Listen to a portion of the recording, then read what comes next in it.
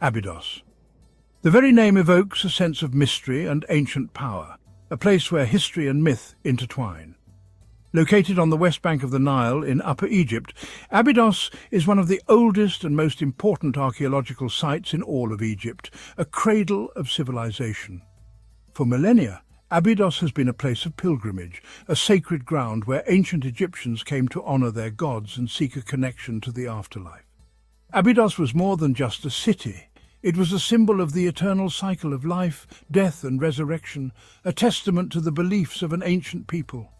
Even today, standing among the ruins of its temples and tombs, one can feel the weight of history and the echoes of a civilization long gone, yet still present in spirit. For it was here, in the sands of Abydos, that the story of ancient Egypt began to unfold, a story that continues to captivate the world. Here, pharaohs were laid to rest, their tombs filled with treasures and offerings for the afterlife, ensuring their journey to eternity. And it was here that the cult of Osiris, god of the underworld and rebirth, took root and flourished, shaping the spiritual landscape of ancient Egypt. Abydos was never truly abandoned, its spiritual significance enduring through the ages. Even after its political and economic power waned, it remained a sacred site, a place where pilgrims continued to come to pay homage to Osiris and pray for his blessings, a tradition that persists to this day. Over the centuries, the sands of the desert slowly encroached upon the city, burying its temples and tombs beneath their protective embrace, preserving them for future generations. But the legacy of Abydos lived on, preserved in the myths and legends passed down through generations of Egyptians, a testament to its enduring influence. It was not until the 19th century that archaeologists began to excavate the ruins of Abydos, uncovering its secrets and revealing the splendor of this once great city, a city that had been lost to time.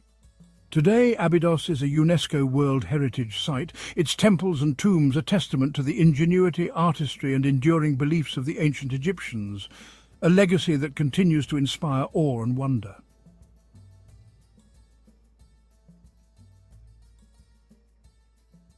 Abydos first rose to prominence in the pre-dynastic period around 3100 BC, when Egypt was in its infancy, a time when the foundations of one of the world's greatest civilizations were being laid. It was during this time that the first pharaohs, rulers who united Upper and Lower Egypt under their rule, chose Abydos as their final resting place, marking it as a site of immense importance. They constructed elaborate tombs known as mastabas, which were rectangular structures with flat roofs and sloping sides, built of mud brick and often decorated with colorful paintings and intricate reliefs. These early tombs were not just places of burial, but also symbols of power and authority, reflecting the pharaoh's divine status. They were filled with grave goods, including pottery, jewelry, weapons and even boats, intended to accompany the deceased into the afterlife, ensuring they had everything they needed for their journey.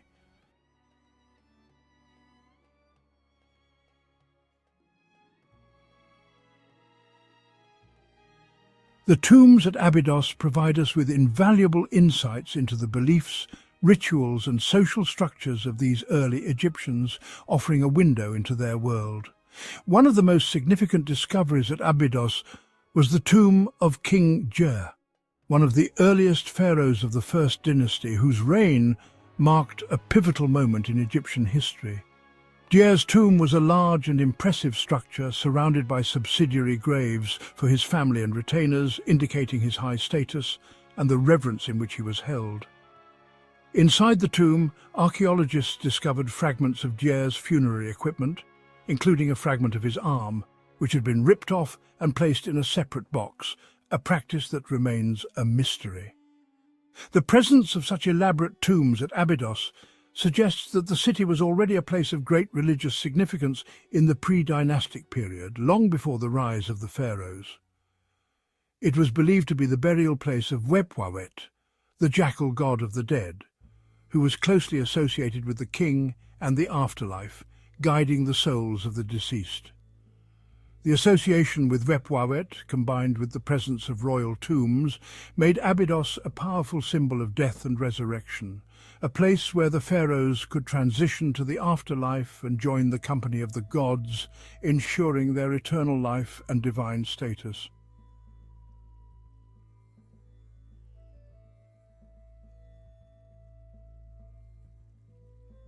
As Egypt entered the early dynastic period, around 3000 to 2686 BC, Abydos continued to flourish as a necropolis and a centre of religious activity.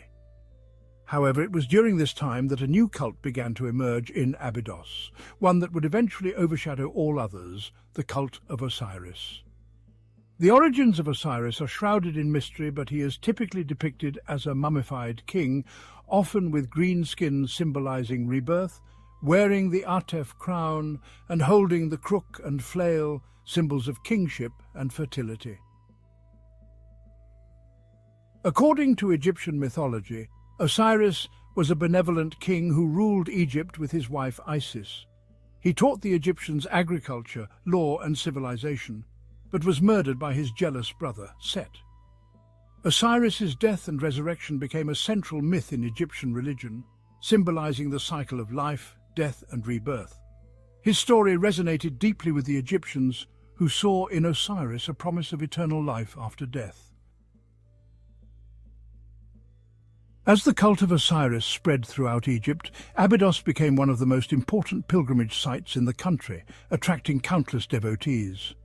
Egyptians from all walks of life flocked to Abydos, hoping to be buried near the god Osiris, or at least to have their names inscribed on stelae or other monuments erected in the sacred precinct.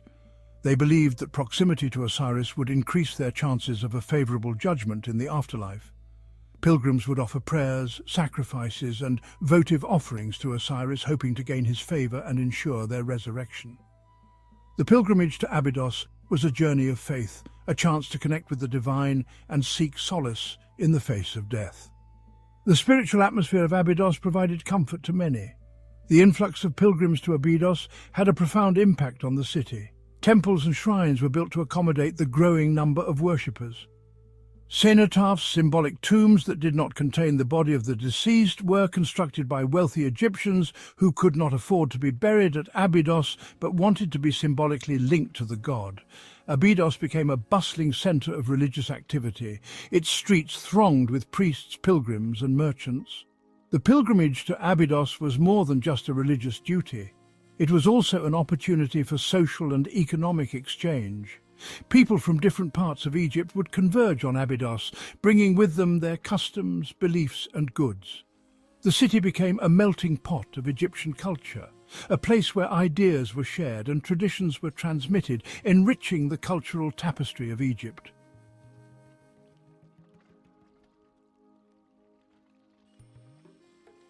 In ancient Egypt, the concept of eternity was not just a distant dream, but a tangible reality.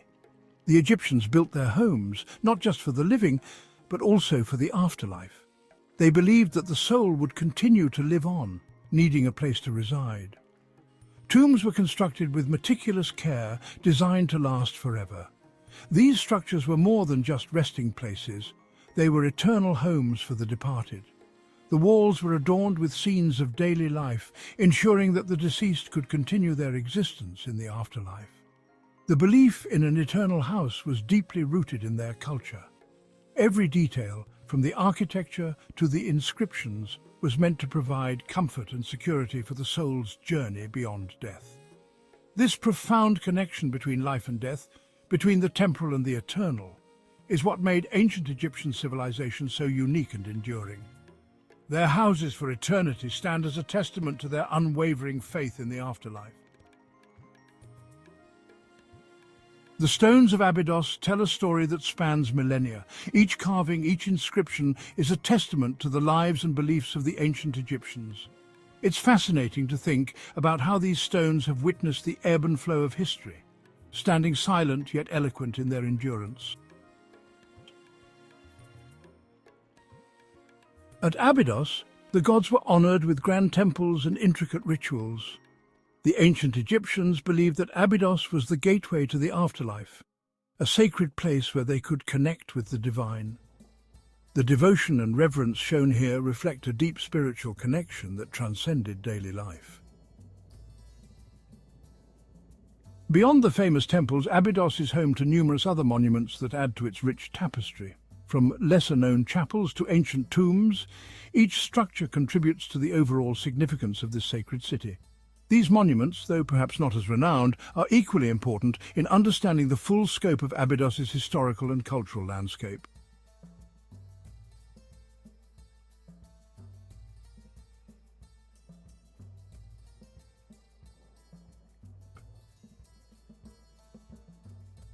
The legacy of Abydos is not just in its ancient stones, but in the wealth of knowledge it has provided to modern archaeology. Each discovery here has helped piece together the complex puzzle of Egypt's past. The significance of Abydos continues to grow as new findings shed light on the lives and beliefs of those who once walked these grounds. In many ways, the story of Abydos is still being written, one artifact at a time.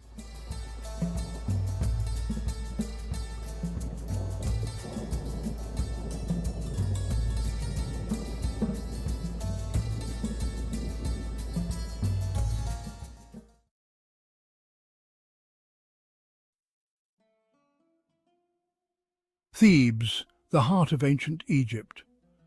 Nestled on the banks of the Nile, Thebes was more than just a city.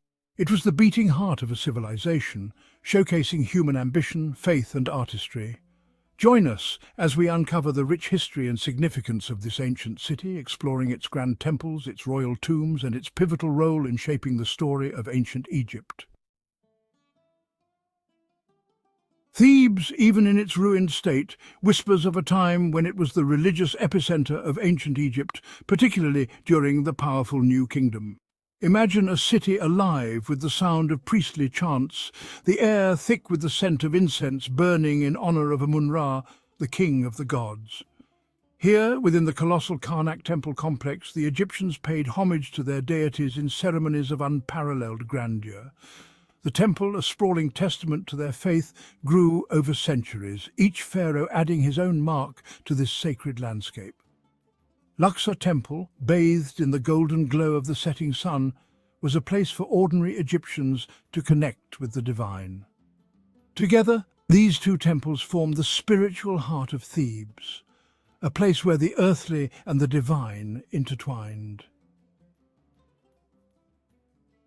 The ancient Egyptians believed in a life after death, a belief reflected in the grandeur of their tombs.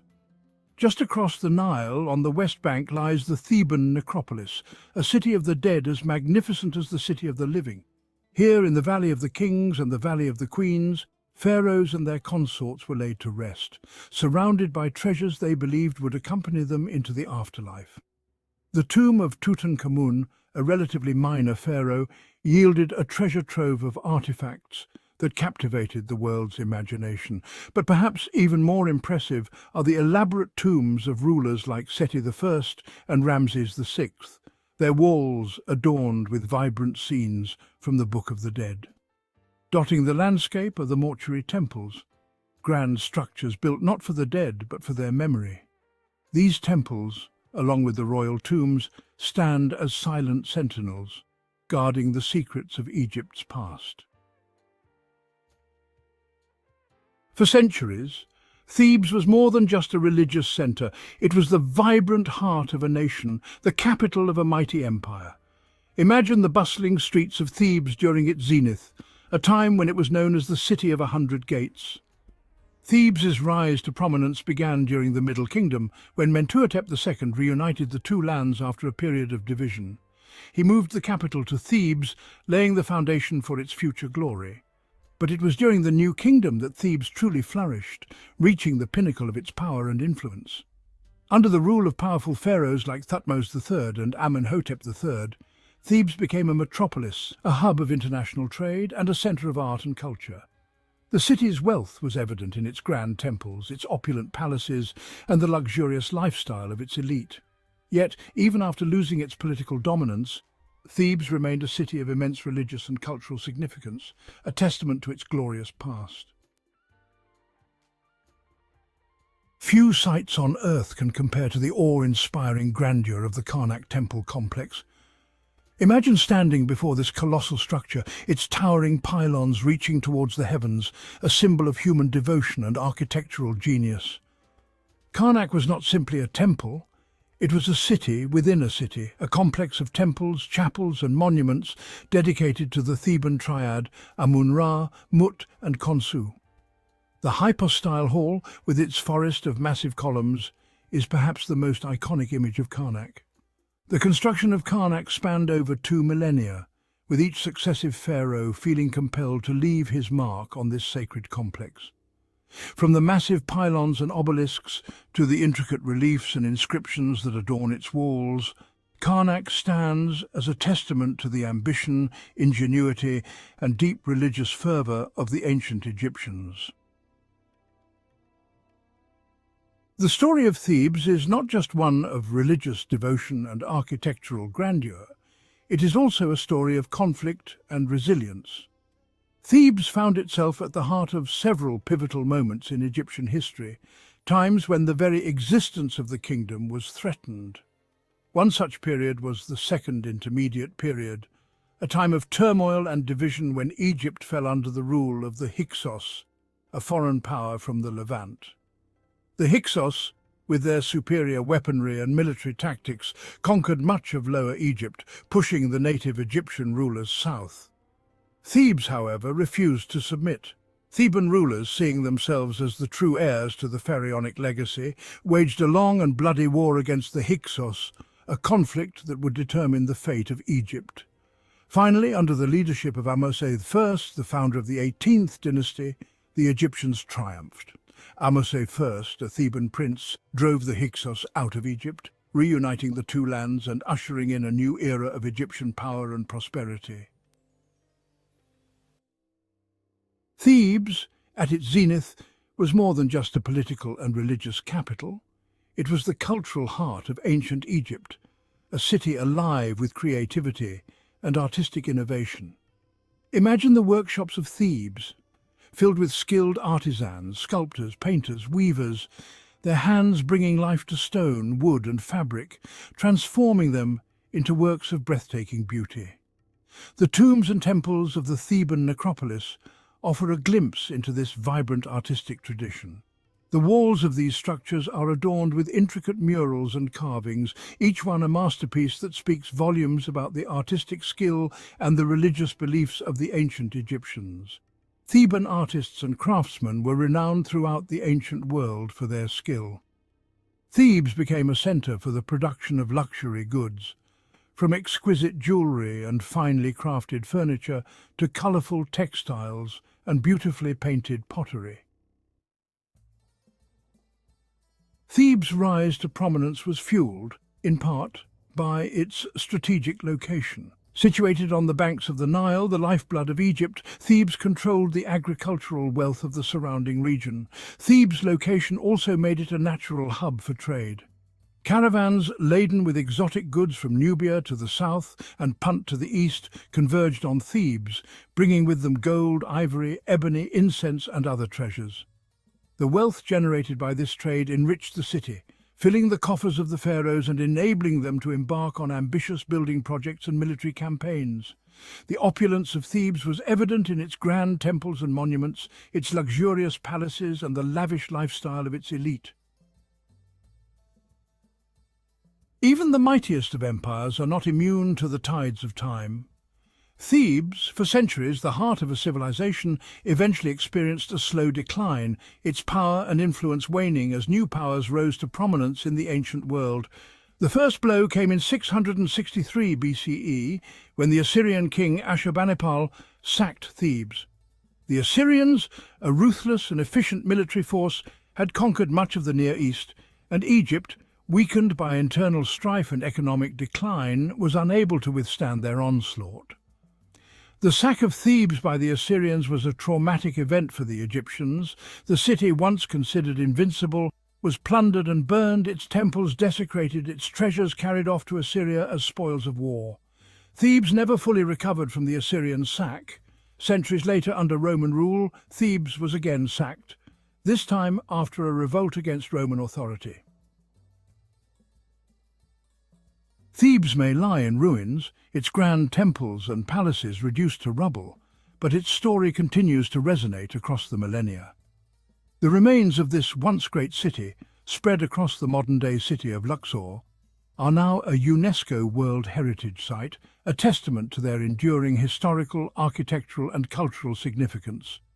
The Karnak and Luxor temple complexes, the Valley of the Kings, the Valley of the Queens, and the numerous other tombs, temples and monuments scattered across the Theban necropolis offer an unparalleled glimpse into the world of ancient Egypt. Today, Thebes is one of Egypt's most popular tourist destinations, attracting visitors from all corners of the globe. Thebes was more than just a physical city. It was a powerful symbol woven deeply into the fabric of Egyptian mythology and religious belief. The Egyptians believed that Thebes was the earthly counterpart of the primordial mound that emerged from the waters of chaos at the beginning of creation. It was here, in the heart of Thebes, that the god Amun-Ra, the king of the gods, was said to have first emerged, bringing light and order to the world. Thebes' association with Amun-Ra elevated it to a position of supreme religious significance. The Opet festival, one of the most important events in the Egyptian religious calendar, was celebrated annually in Thebes. Thebes, in the eyes of the ancient Egyptians, was a sacred city, a place where the boundaries between the earthly and the divine were blurred.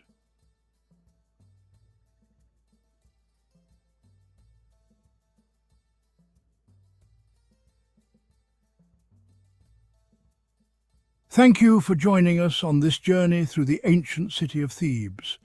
From its grand temples that scraped the sky to the whispers of pharaohs in the Valley of the Kings, Thebes stands as a testament to human ambition, ingenuity, and the enduring power of belief.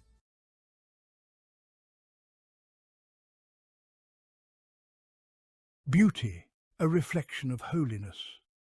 In the golden sands of ancient Egypt, beauty wasn't just skin deep, it was a reflection of holiness, a sign of favour from the gods.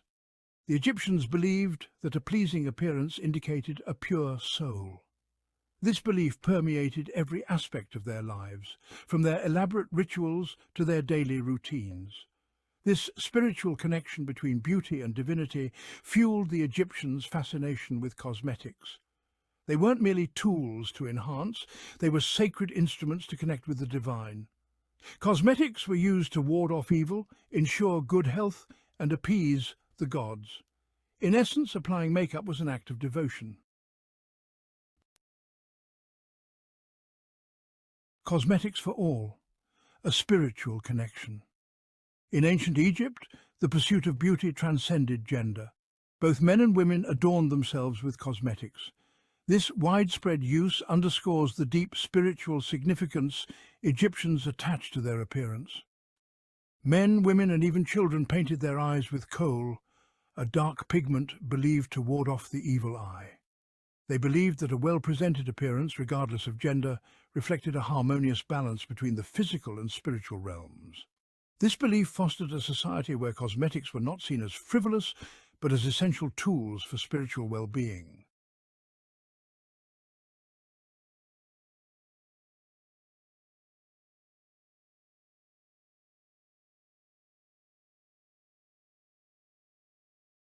The alchemy of kohl, a chemical marvel. This ancient cosmetic has fascinated historians and chemists alike for centuries. Of all the cosmetics used in ancient Egypt, kohl reigned supreme. It was more than just a tool for beauty, it was a symbol of status, health, and even spirituality. This dark, dramatic eyeliner wasn't just a fashion statement, it was a chemical marvel. The Egyptians believed that kohl had protective and healing properties, making it an essential part of their daily lives. The Egyptians created kohl by grinding and blending ingredients like galena, a lead-based mineral, with other substances like burnt almonds and malachite. This meticulous process required skill and knowledge passed down through generations. The galena gave kohl its intense black colour and acted as an antiseptic, protecting the eyes from infections. This was particularly important in the harsh, sandy environment of Egypt, where eye infections were common. The Egyptians believed that the almond oil helped to cleanse and soothe the delicate skin around the eyes. This oil was not only a cosmetic ingredient but also a skincare remedy, providing moisture and protection against the dry desert air. They also understood that malachite, a copper carbonate mineral, possessed antibacterial properties, further safeguarding their eyes from the harsh desert conditions. This green mineral was not just for colour. It was a crucial component in their eye care regimen, demonstrating their advanced understanding of natural substances. Kohl was more than a cosmetic. It was a part of the cultural and spiritual fabric of ancient Egypt. It was used in religious ceremonies believed to ward off evil spirits and was even found in the tombs of pharaohs, signifying its importance in the afterlife. Today, scientists continue to study ancient kohl, uncovering its complex composition and the sophisticated techniques used by the Egyptians. This ancient cosmetic remains a testament to their ingenuity and their deep connection to the natural world. Healing hues, cosmetics as medicine.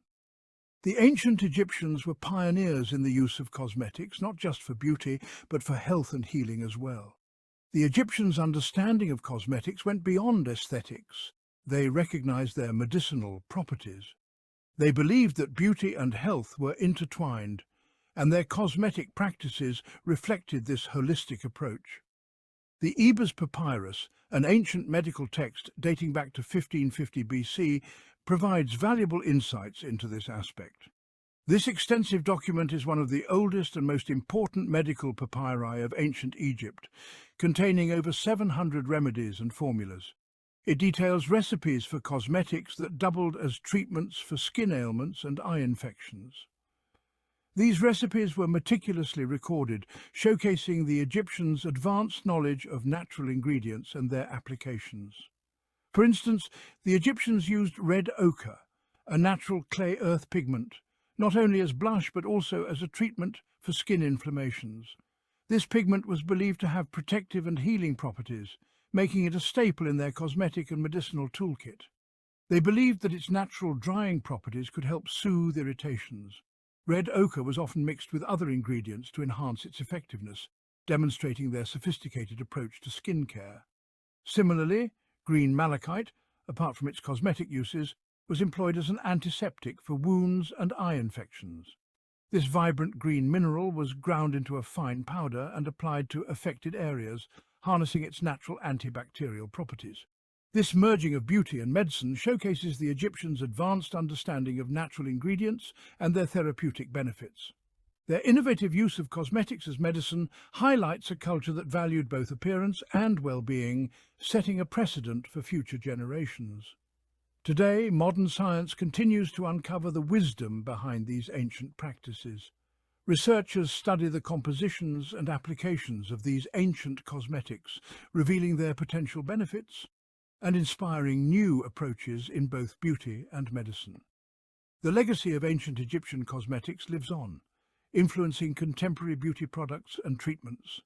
By blending ancient wisdom with modern science, we continue to explore the healing power of cosmetics, just as the Egyptians did thousands of years ago. From palettes to pots, the evolution of beauty kits. The Egyptians' love for cosmetics spurred a fascinating evolution in how they stored and carried their beauty essentials. Early forms of cosmetic storage involved simple, functional containers. Over time, these containers transformed into elaborate expressions of artistry and craftsmanship. One of the earliest examples is the Nama palette, dating back to 3100 BC. This ceremonial palette, used for grinding and mixing cosmetics, demonstrates the early integration of beauty and artistry. Crafted from siltstone, it depicts scenes of unification and power, highlighting the importance of cosmetics in even the most significant ceremonies.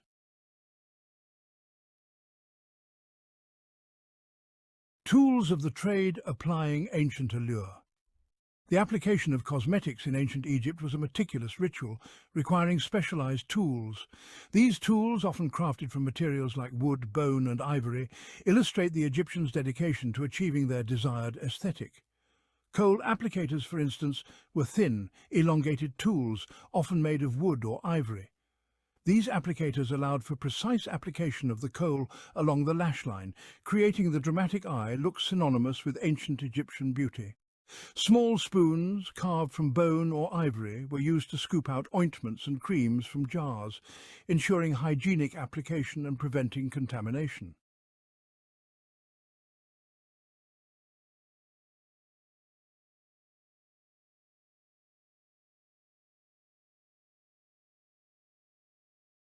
Status symbols, cosmetics, and social standing.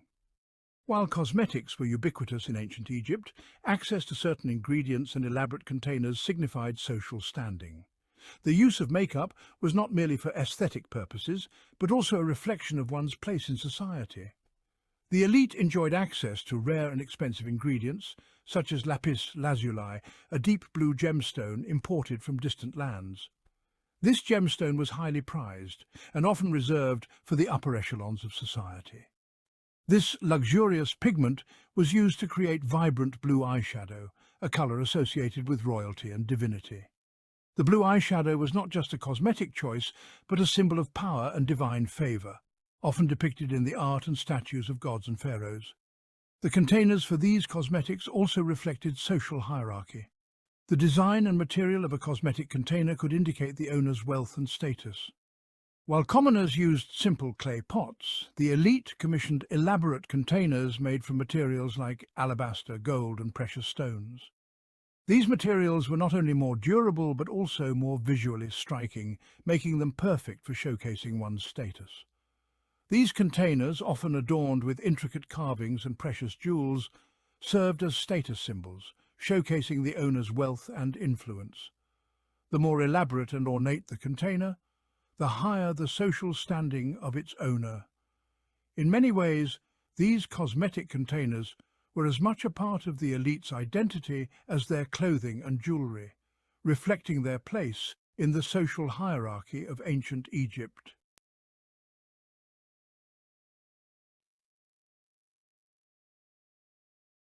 Beauty inside and out. The ancient Egyptians' approach to beauty provides a fascinating glimpse into a civilization that valued both the aesthetic and the practical. Cosmetics were not merely superficial adornments, they were tools of spiritual connections, symbols of status, and even instruments of medicine. From the chemical ingenuity of coal to the evolution of cosmetic palettes, the ancient Egyptians' pursuit of beauty left an indelible mark on history. Their legacy reminds us that beauty can be both powerful and purposeful, reflecting deeper cultural values and beliefs. It is a testament to the enduring human desire to enhance our appearance and connect with something larger than ourselves.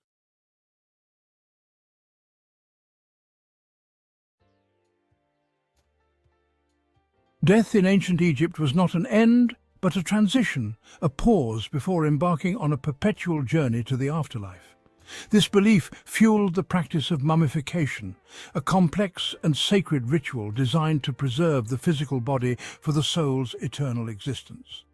The Egyptians believed that the soul, or Ka, needed a physical form to inhabit in the afterlife.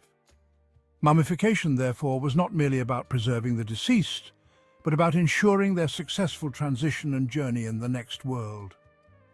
This meticulous process transformed the deceased into an eternal being, ready to face the challenges and rewards of the afterlife. Imagine the hustle and bustle of ancient Egypt. The hot desert sun beats down on the land. The Nile River flows serenely, its banks teeming with life. Amidst this vibrant backdrop, a death has occurred, casting a somber shadow over the community. Yet there is no despair, only a quiet acceptance of the next stage of existence. For the Egyptians, death was simply a transition, a doorway to another realm. And to navigate this passage successfully, one needed the proper preparation, mummification. The Egyptians were deeply spiritual people. Their lives revolved around the cycles of nature and the promise of life after death. Central to this belief was the concept of the Ka, the spiritual essence or soul of an individual. This Ka played a vital role in the afterlife. It was believed to journey to the underworld, face judgment, and ultimately, if deemed worthy, achieve eternal life. but for the ka to survive, it needed a vessel, a physical form to return to. Hence, the elaborate and highly ritualized process of mummification evolved. This intricate procedure, shrouded in mystery and steeped in symbolism, was not merely about preserving the body from decay. It was about preparing the deceased for an eternal voyage, ensuring that they had everything they needed to navigate the trials and tribulations of the underworld and emerge triumphant in the afterlife.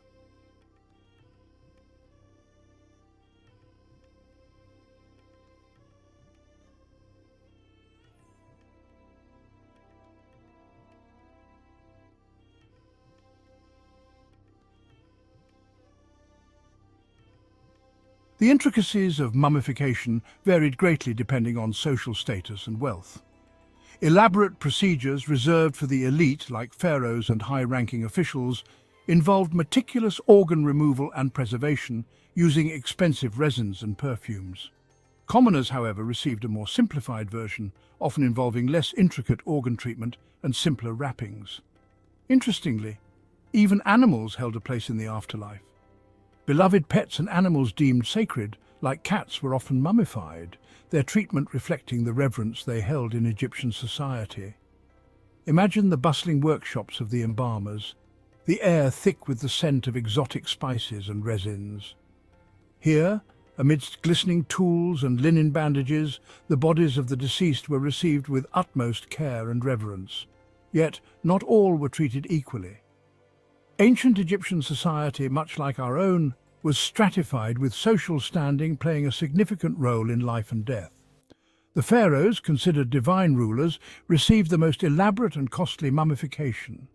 Their bodies were meticulously prepared, organs carefully removed and placed in special containers called canopic jars, and the body cavities cleansed and filled with precious resins and perfumes. The process could take up to 70 days to complete, a testament to the importance placed on ensuring the pharaoh's successful transition to the afterlife. High-ranking officials and nobles also received elaborate mummifications, though not as opulent as the pharaohs. Their wealth and status afforded them the luxury of skilled embalmers and finer materials.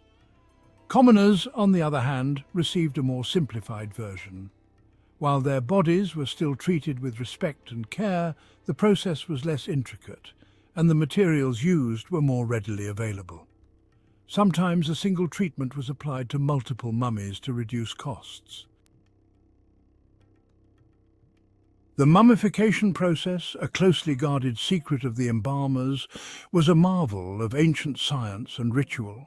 It began with the purification of the body. The deceased was washed with water from the sacred Nile River, a symbolic act cleansing the body and spirit for the journey ahead. Next, the internal organs, believed to be susceptible to decay, were removed. This delicate procedure, performed with specialized tools, involved extracting the lungs, liver, stomach, and intestines. Only the heart, the seat of intelligence and emotion, was left intact, for it would be needed in the afterlife during the weighing of the heart ceremony. The removal of the organs marked a critical stage in the mummification process. It was not a haphazard or purely practical procedure, but a deeply symbolic act. The Egyptians believed that the body needed to be as intact as possible for the afterlife, but they also recognized the problem of decomposition. Thus, they developed a system where the organs, most prone to decay, were removed and preserved separately, ensuring that a vital part of the individual remained intact for their journey to the afterlife. Once removed, the organs were thoroughly cleansed and treated with natron, a naturally occurring salt mixture found in the desert which acted as a desiccant, drawing out moisture and preventing decay. This process was crucial, as it ensured the long-term preservation of the organs. After drying, the organs were wrapped in linen and placed in special containers known as canopic jars, which were then placed within the tomb alongside the mummy.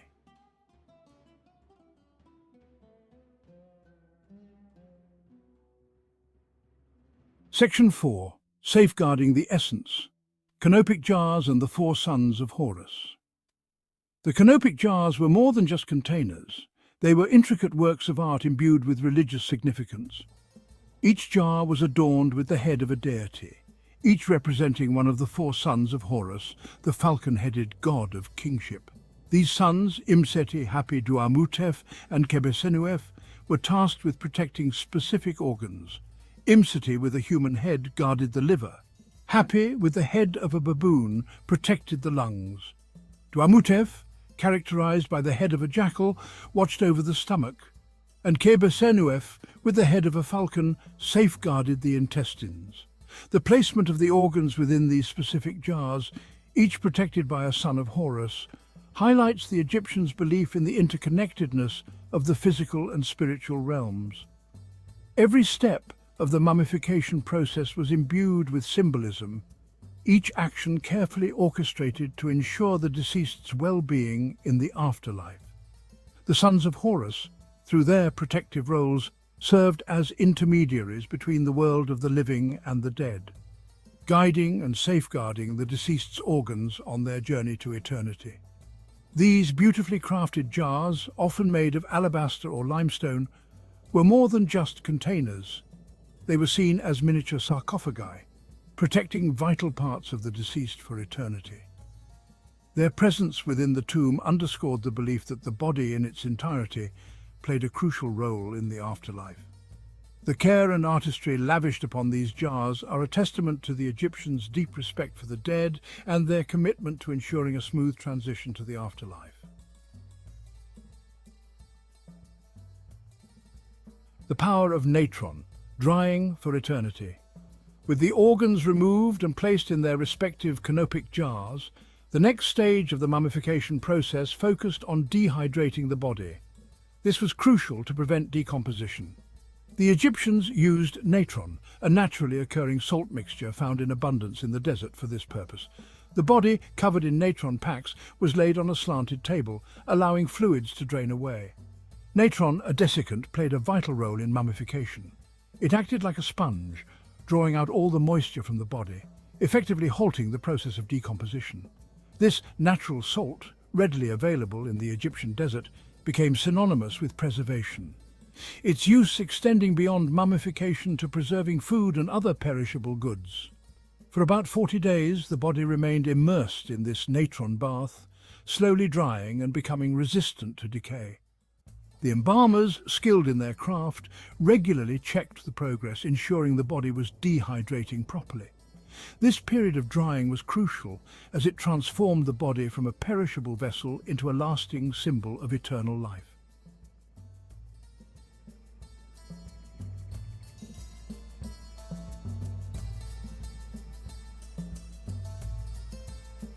Don't forget to like, share and subscribe for more fascinating historical explorations.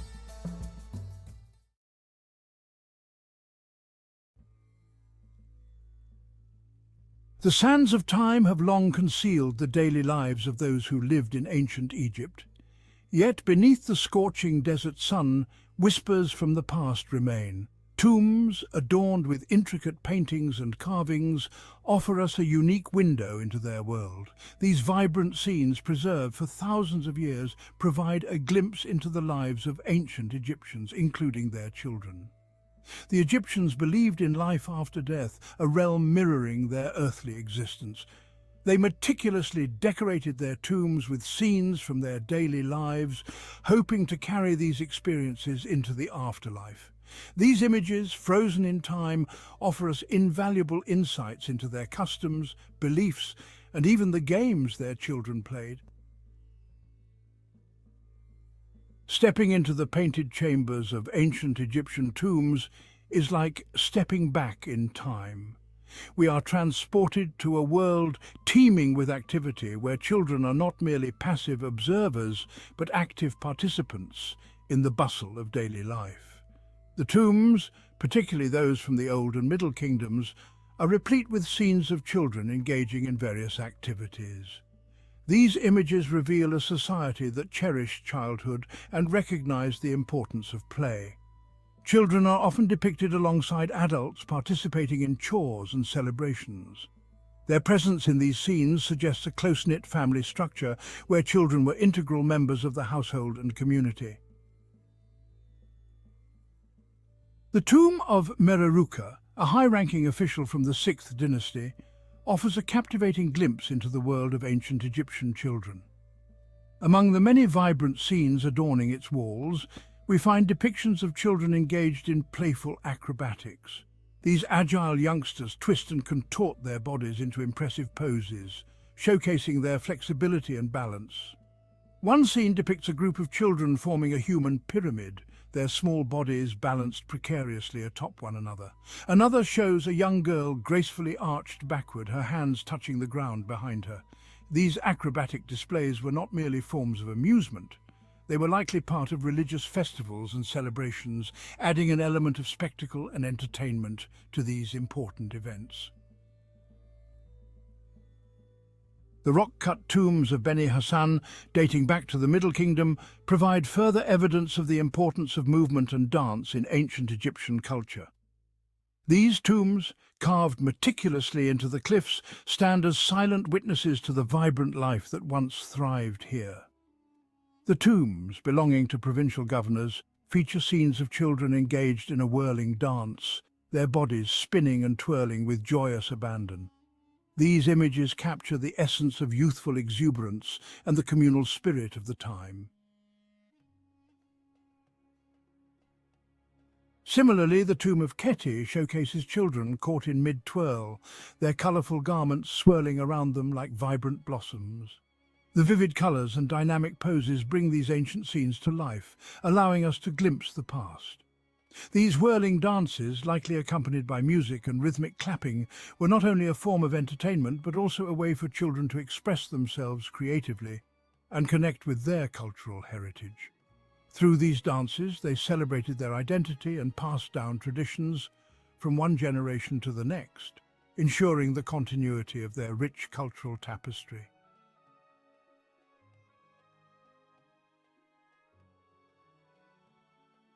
The scorching Egyptian sun dictated much of daily life, and clothing was no exception. The intense heat and relentless sun shaped the way ancient Egyptians dressed, influencing their choice of materials and styles. Ancient Egyptian children, much like their adult counterparts, donned light and airy garments suited to the hot climate. These garments were designed to keep them cool and comfortable, allowing them to go about their daily activities without being hindered by the oppressive heat. Linen, a fabric woven from the flax plant, was the material of choice, its breathable nature providing comfort in the sweltering heat. The process of weaving linen was an essential skill, passed down through generations, ensuring that everyone had access to this vital fabric. Young children, particularly boys, were often depicted wearing little to no clothing, their bare skin allowing them to stay cool under the desert sun. This minimalistic approach to clothing was practical and efficient, helping them avoid overheating. Girls, as they grew older, would wear simple linen dresses, often held up by straps over the shoulders. These dresses were not only functional, but also allowed for a degree of modesty as they transitioned into adulthood. These lightweight garments allowed for ease of movement, essential for active children engaged in play and exploration. The freedom of movement provided by their clothing enabled them to fully enjoy their childhood, exploring the world around them without restriction.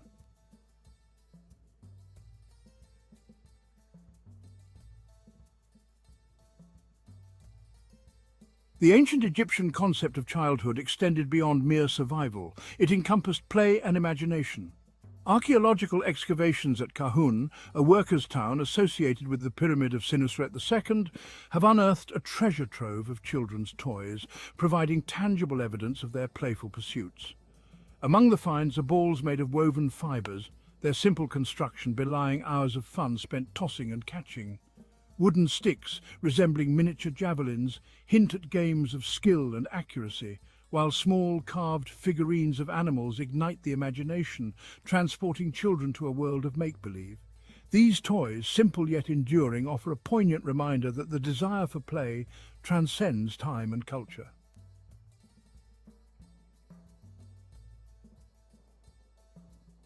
Play in ancient Egypt was not limited to physical activity, it also encompassed games of skill and strategy. These games were an integral part of daily life and were enjoyed by both the young and the old. Board games, in particular, were popular pastimes, enjoyed by people of all ages, including children. These games were often played in the evenings or during festivals, bringing families and communities together. Two of the most well-known ancient Egyptian board games are Senet and Mehen. These games have been discovered in various archaeological sites, indicating their widespread popularity.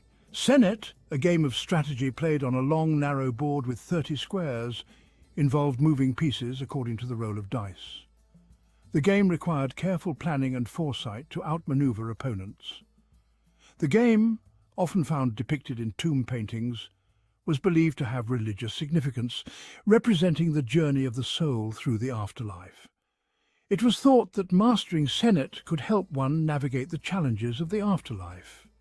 Mehen, named after the snake god, was played on a circular board resembling a coiled serpent. The unique design of the board added an extra layer of complexity to the game. Players would move their pieces around the board, attempting to capture their opponent's pieces. The game required strategic thinking and a deep understanding of the rules to succeed. These games not only provided entertainment, but also honed children's cognitive skills and strategic thinking. They were a vital part of education, teaching important life skills through play.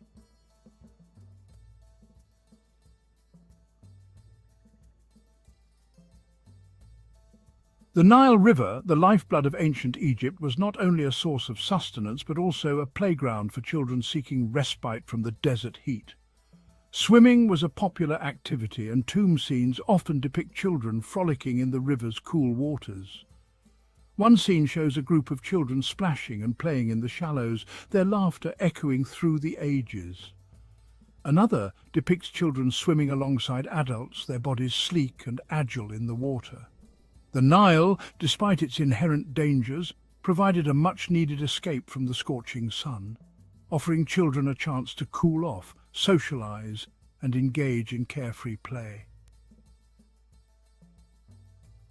The scenes etched into the walls of ancient Egyptian tombs offer us a poignant and enduring glimpse into the lives of children who lived thousands of years ago. These images, imbued with a sense of timelessness, remind us that childhood, with its inherent joys and wonder, transcends time and cultural boundaries. While our knowledge of ancient Egyptian childhood remains fragmentary, these glimpses into their world paint a picture of a society that valued play, creativity, and the importance of family. The toys they cherished, the games they played, and the laughter that undoubtedly filled their days are testaments to the universality of childhood experiences.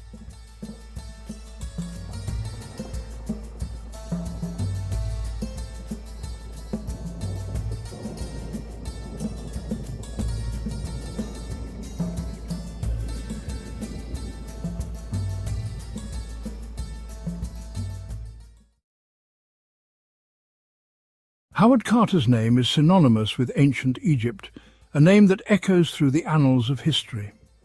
Born in 1874, his early life was far from the scorching sands and ancient tombs he would become known for. Instead, it was filled with the lush greenery and serene landscapes of 19th century England.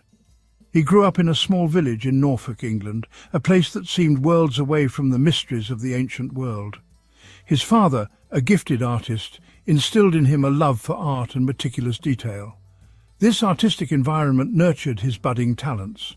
Young Carter was a keen observer, fascinated by the natural world.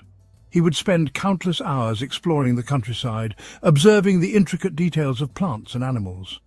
He spent hours sketching the flora and fauna around his home, capturing the beauty of nature with his pencil. This eye for detail, nurtured from a young age, would prove crucial in his later archaeological pursuits. His sketches were not just drawings, they were detailed studies that honed his observational skills. Carter's formal education was limited, but his thirst for knowledge was insatiable. He devoured books, especially those that transported him to distant lands and ancient times. He was particularly drawn to the ancient world, captivated by stories of lost civilizations and the mysteries they held. Museums and books became his windows to these far-off places. This fascination, combined with his artistic talent, led him to the path of archaeology. He began to dream of uncovering the secrets of the past. At the age of 17, a pivotal opportunity arose. A letter arrived that would change the course of his life forever. Carter was invited to join the Egypt Exploration Fund as a tracer. This was a dream come true for the young artist and aspiring archaeologist. This marked the beginning of his lifelong love affair with Egypt, a journey that would lead him to some of the most significant archaeological discoveries of all time. Arriving in Egypt in 1891, Carter was immediately enthralled by the land's rich history and culture. The bustling streets, the vibrant markets, and the ancient ruins all seemed to whisper secrets of a bygone era. The ancient monuments, the hieroglyphics, the sheer weight of history captivated his imagination. The pyramids stood as silent sentinels of a grand civilization, while the Sphinx, with its enigmatic gaze, seemed to challenge him to uncover its mysteries. He diligently copied inscriptions and drawings, honing his skills under the guidance of experienced archaeologists.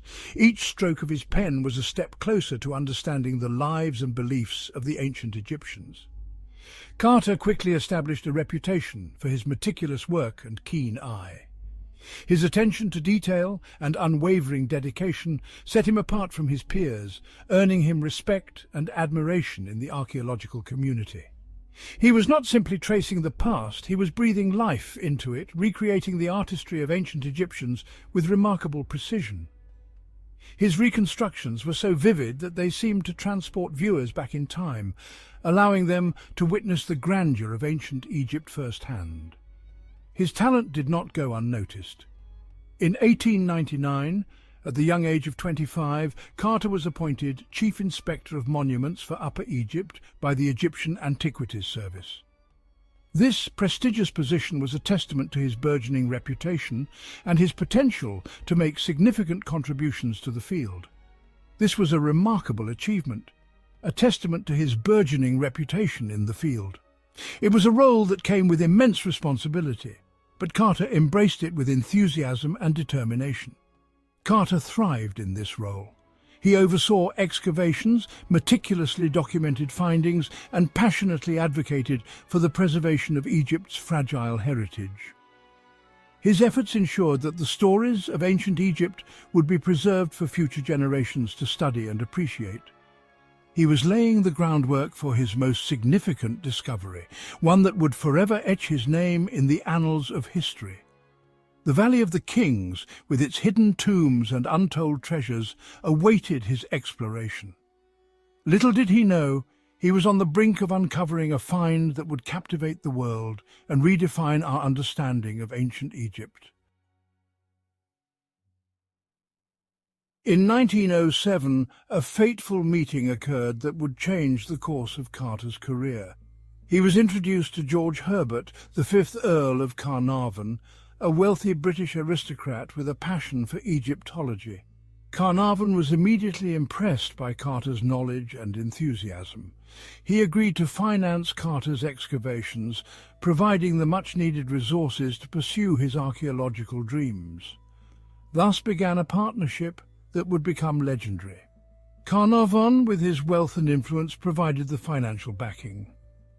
Carter, the passionate and dedicated archaeologist, provided the expertise and unwavering determination. Together, they formed a formidable team. Their shared goal to uncover the tomb of a little-known pharaoh named Tutankhamun, believed to be hidden somewhere in the Valley of the Kings. Little did they know, this quest would consume them for years to come.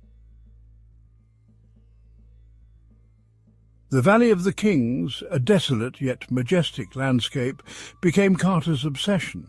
Year after year, he meticulously excavated, his team sifting through sand and rubble under the scorching Egyptian sun. The work was arduous and often disheartening. False leads, dead ends, and the constant pressure of expectation weighed heavily on Carter. Yet he persevered, driven by an unshakable belief that Tutankhamun's tomb lay hidden beneath the sands. Carnarvon, though initially enthusiastic, grew increasingly impatient with the lack of results. The annual expeditions were costly and doubts began to creep in. However, Carter's unwavering belief eventually convinced Carnarvon to fund one final season. This last-ditch effort, a testament to both men's faith and determination, would prove to be the most significant in archaeological history.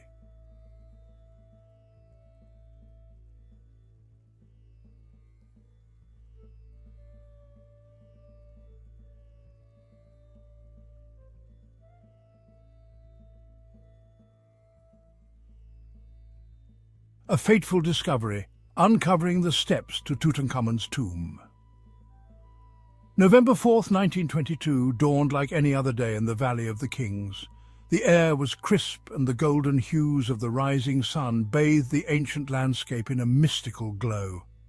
Carter's team, weary from years of toil, began work on a new section, clearing debris near the tomb of Ramesses VI. They had been at this for so long, their hopes often dashed by false leads and empty chambers. As they dug, they stumbled upon a series of steps cut into the rock. The discovery was unexpected, a glimmer of hope in their relentless pursuit. Excitement rippled through the team. The air buzzed with anticipation and the possibility of a monumental find. Could this be it? Could this be the entrance they had been tirelessly searching for? The questions hung in the air, heavy with expectation. Carter, cautious yet optimistic, ordered the steps to be cleared. Every movement was deliberate, every action filled with the weight of history. As the sand and rubble were removed, a sealed doorway emerged, marked with the necropolis seal. Hope surged through Carter. This seal was a sign, a promise of something extraordinary. This was no ordinary tomb. The intricate designs on the seal suggested something far more significant. With bated breath, Carter sent a telegram to Carnarvon, who was back in England. The message was brief but filled with excitement and urgency. At last have made wonderful discovery in Valley, a magnificent tomb with seals intact, recovered same for your arrival, congratulations. The words were simple, yet they carried the weight of years of effort and dreams. The world was about to rediscover Tutankhamun. This was the beginning of a journey that would captivate the imagination of millions and rewrite history. As Carter and his team delved deeper into the tomb, they uncovered a treasure trove of artifacts. Each item, meticulously crafted, told a story of a bygone era. The sheer opulence of the burial goods was staggering, revealing the immense wealth and craftsmanship of ancient Egypt. From golden chariots to intricate jewelry, the tomb was a testament to the grandeur of Tutankhamun's reign.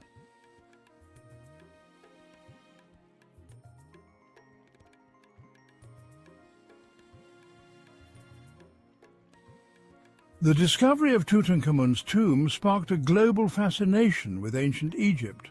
Known as Egyptomania, this cultural phenomenon saw Egyptian motifs influencing everything from fashion to architecture. Museums around the world scrambled to exhibit Egyptian artifacts, and the public's appetite for all things Egyptian seemed insatiable. This newfound interest not only brought ancient history to the forefront, but also inspired a generation of archaeologists and historians. The excavation of Tutankhamun's tomb revolutionized the field of archaeology. It set new standards for excavation techniques and documentation, ensuring that future discoveries would be preserved with the utmost care. Moreover, Tutankhamun's legacy permeated popular culture, from movies and literature to art and music. The boy king became a symbol of mystery and adventure, captivating the imagination of people across the globe.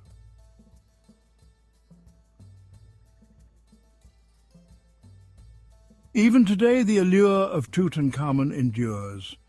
His tomb remains one of the most visited sites in Egypt, drawing millions of tourists each year. The treasures of Tutankhamun continue to tour the world, enchanting audiences with their beauty and historical significance. The story of the boy king, discovered almost a century ago, still resonates, reminding us of the timeless fascination with ancient Egypt and its enigmatic pharaohs.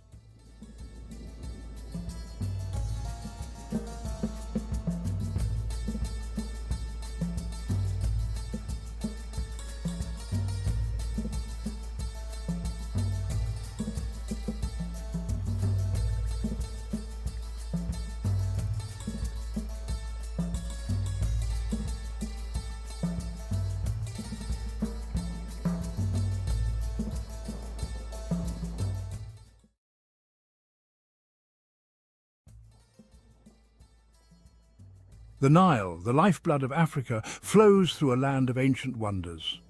Along this journey, it encounters Nubia, a land as rich and enigmatic as the river itself.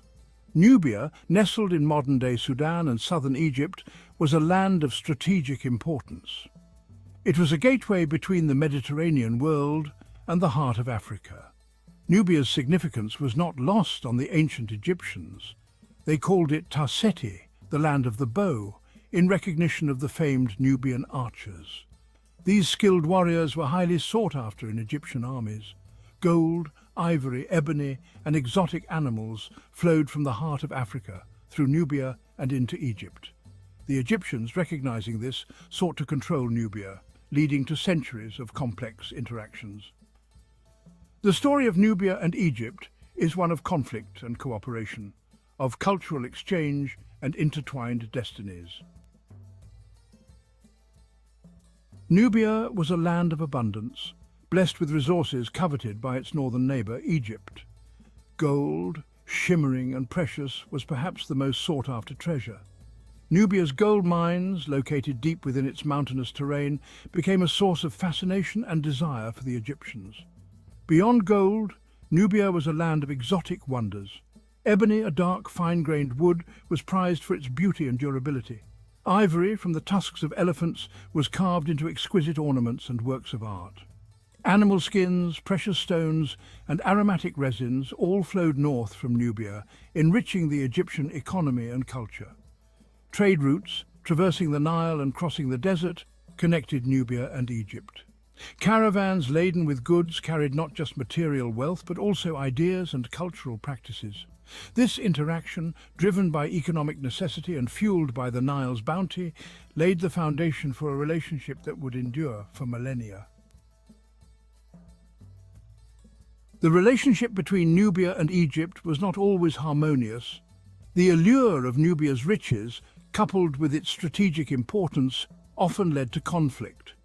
Egyptian pharaohs, eager to secure their borders and control the flow of valuable resources, launched military campaigns into Nubia. Despite the conflicts, periods of peaceful coexistence and cooperation punctuated the tumultuous history. Trade flourished during these times of peace, with both civilizations benefiting from the exchange of goods and ideas. Nubian rulers, eager to secure their own power and legitimacy, sometimes sought alliances with the Egyptian pharaohs. Royal marriages, a common diplomatic tool in the ancient world, cemented these alliances and fostered cultural exchange. Nubian princesses, renowned for their beauty and grace, were welcomed into the Egyptian royal court. Similarly, Egyptian scribes, artisans and officials traveled south to Nubia, spreading Egyptian ideas and technologies. The two civilizations, though often at odds, were bound by the shared waters of the Nile and the intricate tapestry of human interaction. The interactions between Nubia and Egypt extended far beyond the battlefield and the marketplace. Nubians, drawn by opportunity or brought as captives of war, became an integral part of Egyptian society. Their skills as archers, warriors and administrators were highly valued, and many rose to positions of prominence within the Egyptian hierarchy. Nubian archers, renowned for their accuracy and discipline, were a common sight in Egyptian armies. Beyond the military, Nubians excelled in administration and governance.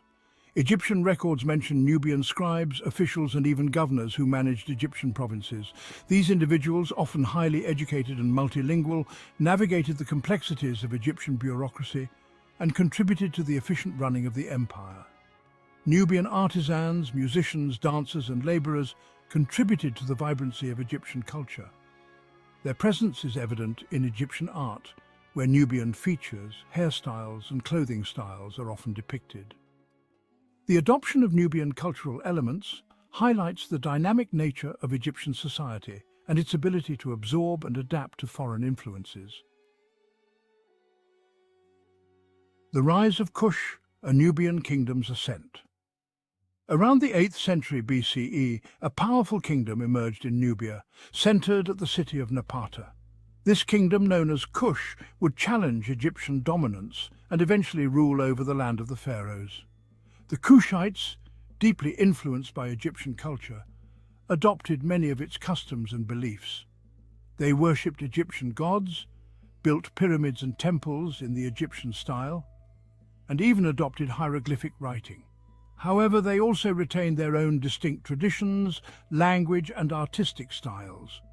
Kushite kings, powerful rulers who commanded vast armies, presented themselves as the legitimate heirs of the pharaohs.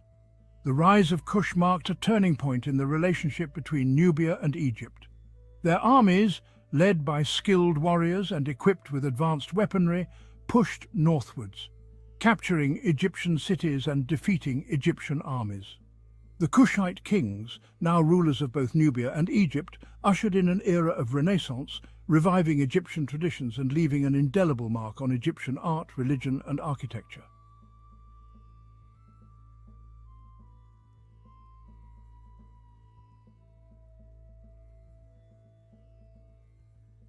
The 25th dynasty, established by the Kushite king Paya around 747 BCE, marked a significant moment in Egyptian history. For the first time, a dynasty of Nubian origin ruled over the land of the pharaohs. These black pharaohs left a lasting impact on Egyptian culture, religion, and architecture.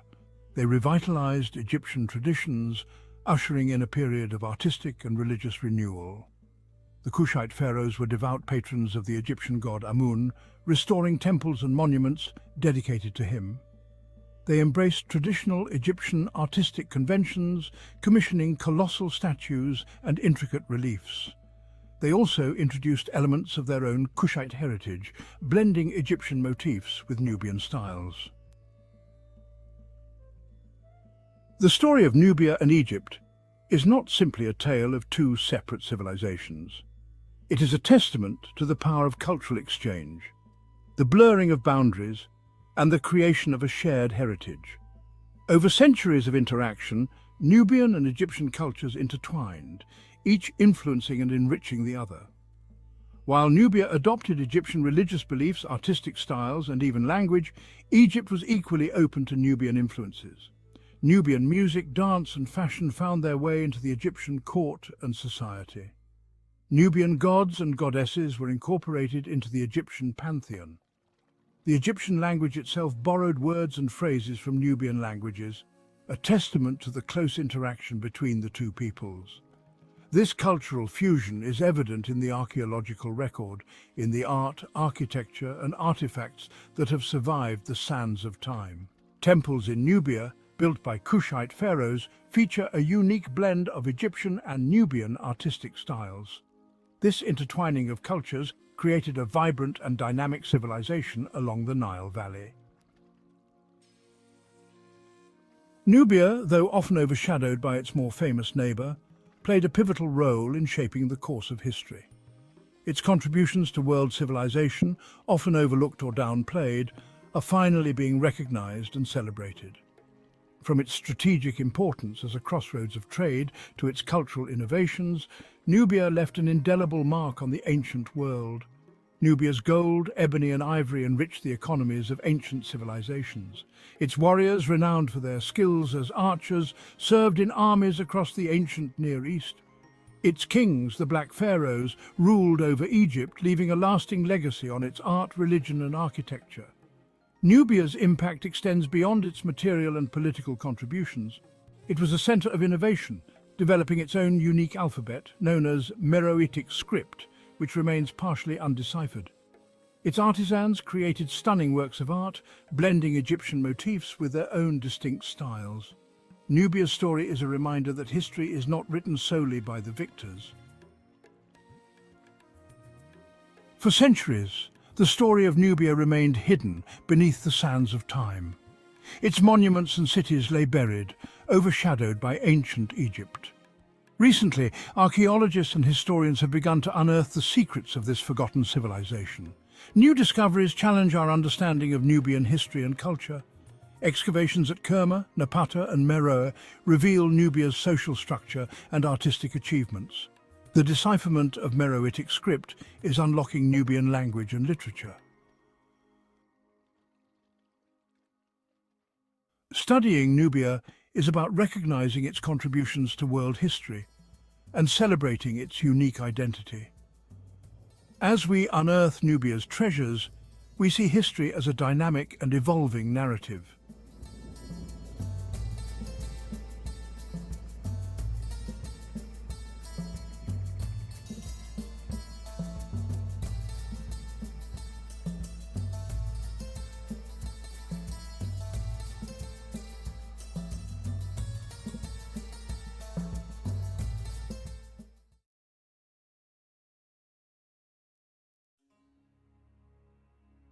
Few figures in history command the awe and intrigue of Alexander the Great.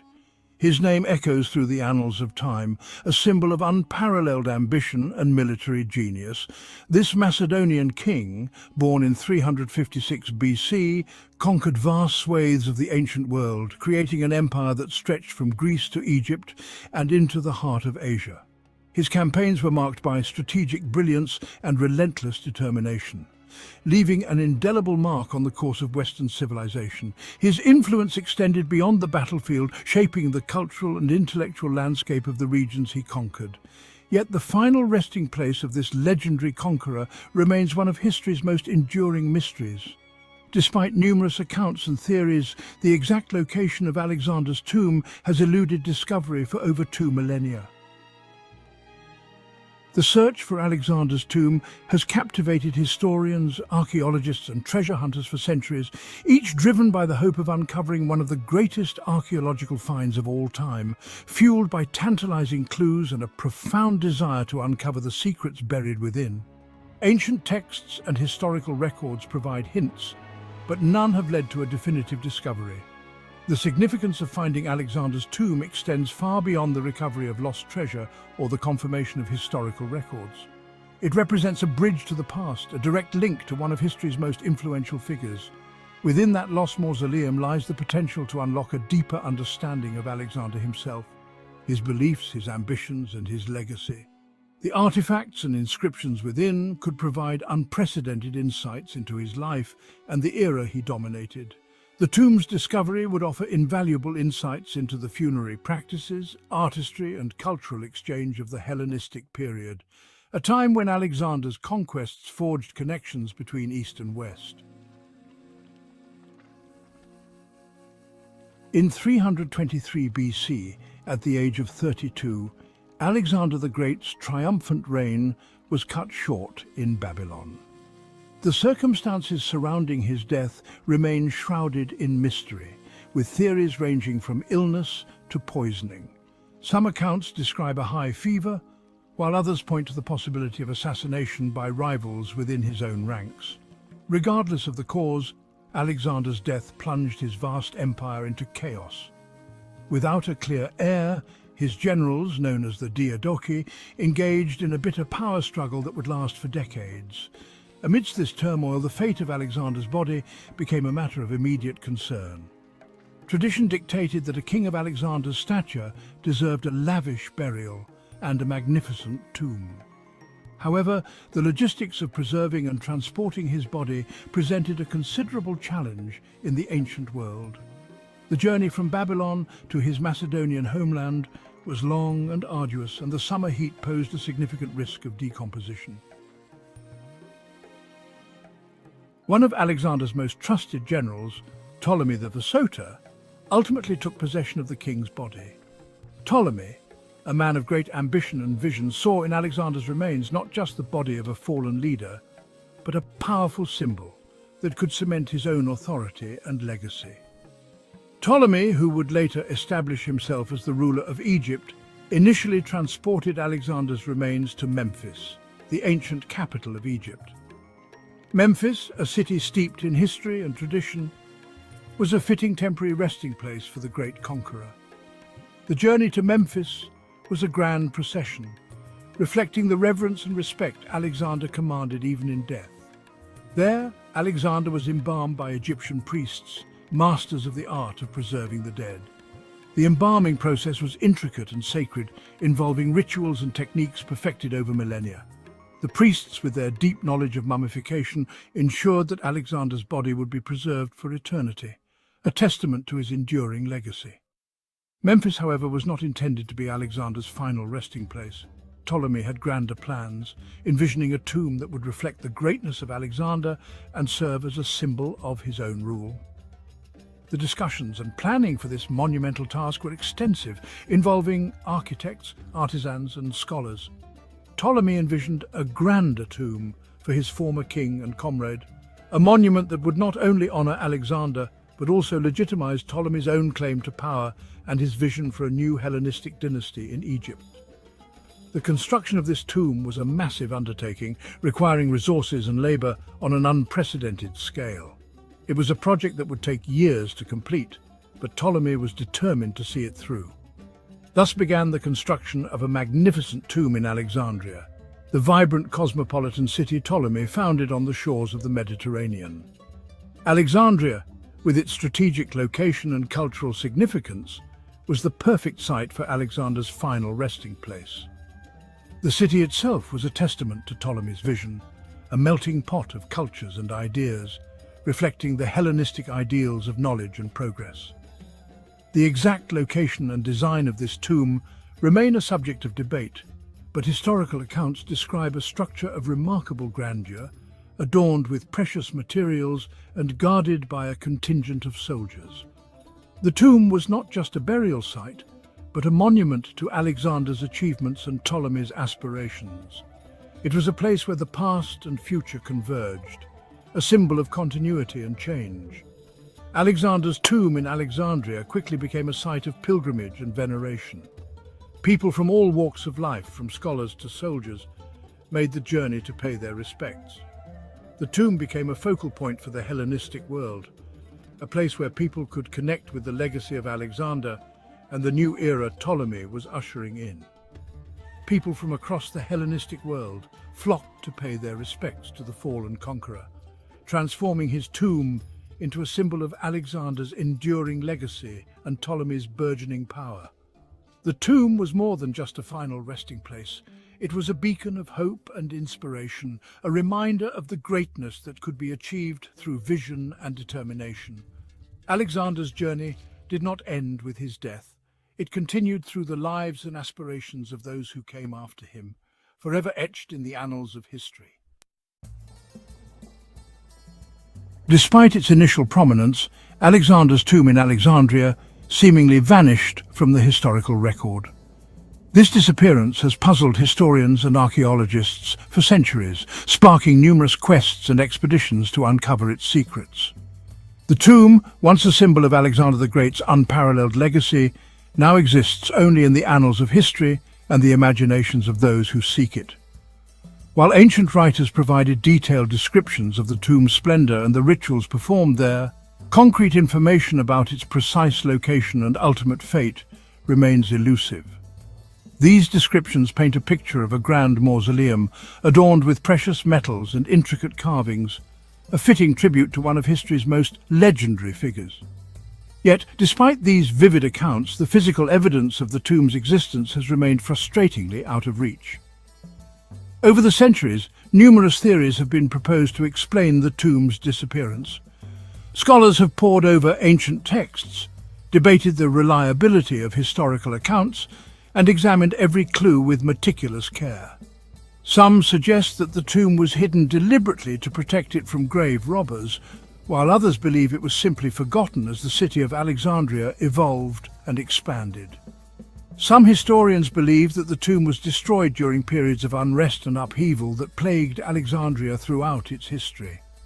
The city, a melting pot of cultures and a hub of trade, was no stranger to conflict. Riots, invasions, and political turmoil could have easily led to the tomb's destruction, its treasures looted, and its structure reduced to rubble. Earthquakes, fires, and the destructive fury of various conquerors all left their mark on the city, potentially obliterating Alexander's tomb in the process. Natural disasters, such as the devastating earthquake of 365 AD, reshaped the landscape of Alexandria, toppling buildings and altering the course of history. Fires, too, ravaged the city, consuming everything in their path, including perhaps the final resting place of Alexander the Great. Another theory suggests that the tomb might have been lost more gradually, swallowed by the shifting sands of time. As centuries passed, the once majestic structure could have been buried beneath layers of sand and debris, hidden from view and forgotten by the world. Nature, relentless and unyielding, has a way of reclaiming what was once hers, erasing the marks of human achievement. Alexandria's coastline is known to have shifted over the centuries, with portions of the ancient city now submerged beneath the waters of the Mediterranean Sea. The relentless advance of the sea, combined with the gradual erosion of the coastline, has transformed the landscape dramatically. Entire sections of the city, once bustling with life, now lie beneath the waves, silent witnesses to a bygone era. It is possible that Alexander's tomb, or at least parts of it, met a similar fate, buried beneath layers of sediment and lost to the encroaching sea. Underwater archaeological explorations have uncovered remnants of ancient Alexandria, offering tantalizing glimpses into the past. Yet the tomb of Alexander the Great remains elusive, a mystery waiting to be unraveled by future generations of explorers and historians.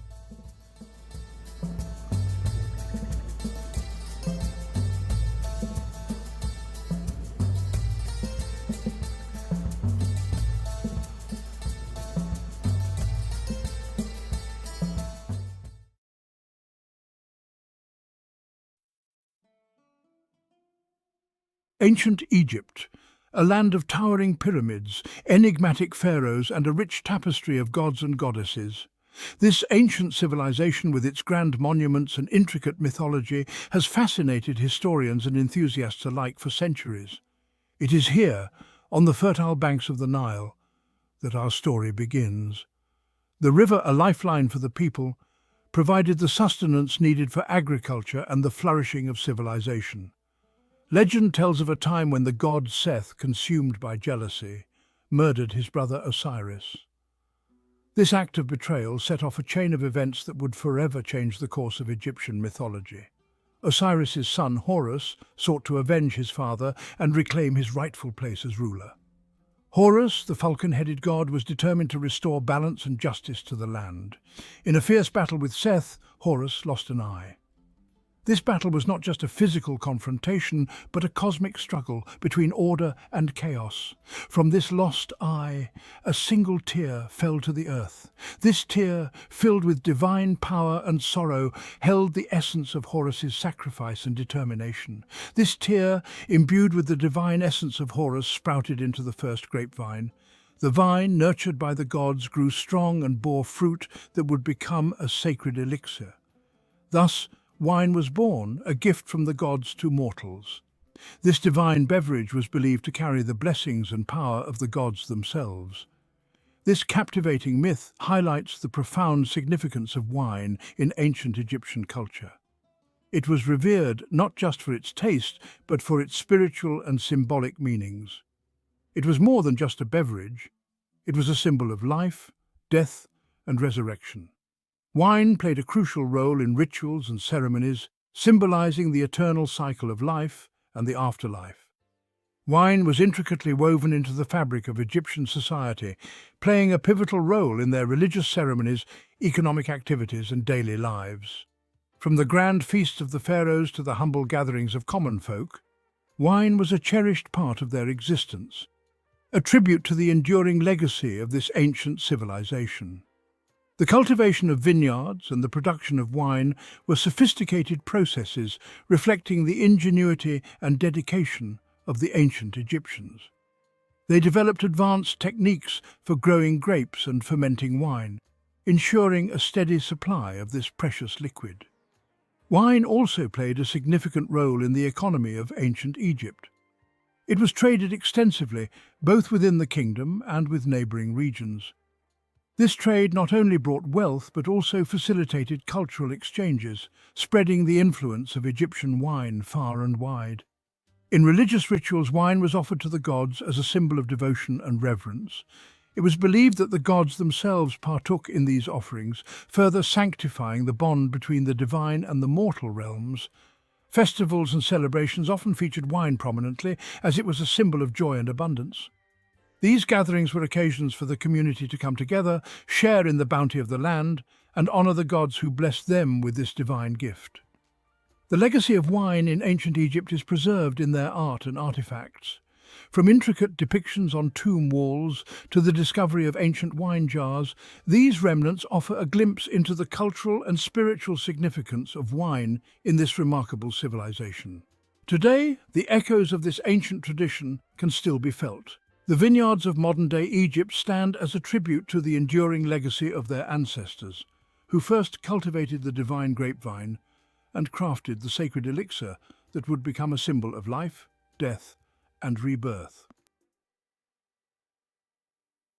Archaeological evidence suggests that winemaking in Egypt dates back to 3150 BCE. This ancient practice has been uncovered through the discovery of pottery shards and remnants of wine jars, providing a glimpse into the sophisticated techniques used by the Egyptians. This places it among the earliest known centers of viticulture in the world. The fertile lands along the Nile provided ideal conditions for grape cultivation, making Egypt a prominent player in the early history of winemaking. The ancient Egyptians were skilled vintners, cultivating vineyards along the Nile Delta and producing a variety of wines. These vineyards were meticulously maintained, with workers tending to the vines and ensuring a bountiful harvest each season. The importance of wine is evident in numerous historical texts and tomb paintings. These artworks and writings not only highlight the cultural significance of wine, but also provide detailed accounts of its production and consumption. Wine is frequently mentioned in hieroglyphic inscriptions, often alongside offerings to the gods. These inscriptions reveal that wine was considered a sacred beverage used in religious ceremonies and rituals to honor the deities. Elaborate scenes depict the entire winemaking process, from harvesting grapes to pressing and fermentation. These depictions show the labor-intensive methods employed by the Egyptians, highlighting their dedication to producing high-quality wine. Wine was enjoyed by people from all walks of life, from the pharaoh to the peasant. It was a symbol of social status and celebration, often consumed during feasts and special occasions. It was a staple of the Egyptian diet, consumed daily with meals. Wine accompanied a variety of dishes, enhancing the flavors and making everyday dining a more enjoyable experience. Wine was also an important trade commodity, exported to neighboring lands. The trade of wine helped to establish and strengthen Egypt's connections with other cultures and civilizations, and contributing to Egypt's economic prosperity. The wine trade played a crucial role in the economic development of ancient Egypt, providing wealth and resources that supported the growth of the civilization. The Egyptians also developed advanced methods for storing and preserving wine.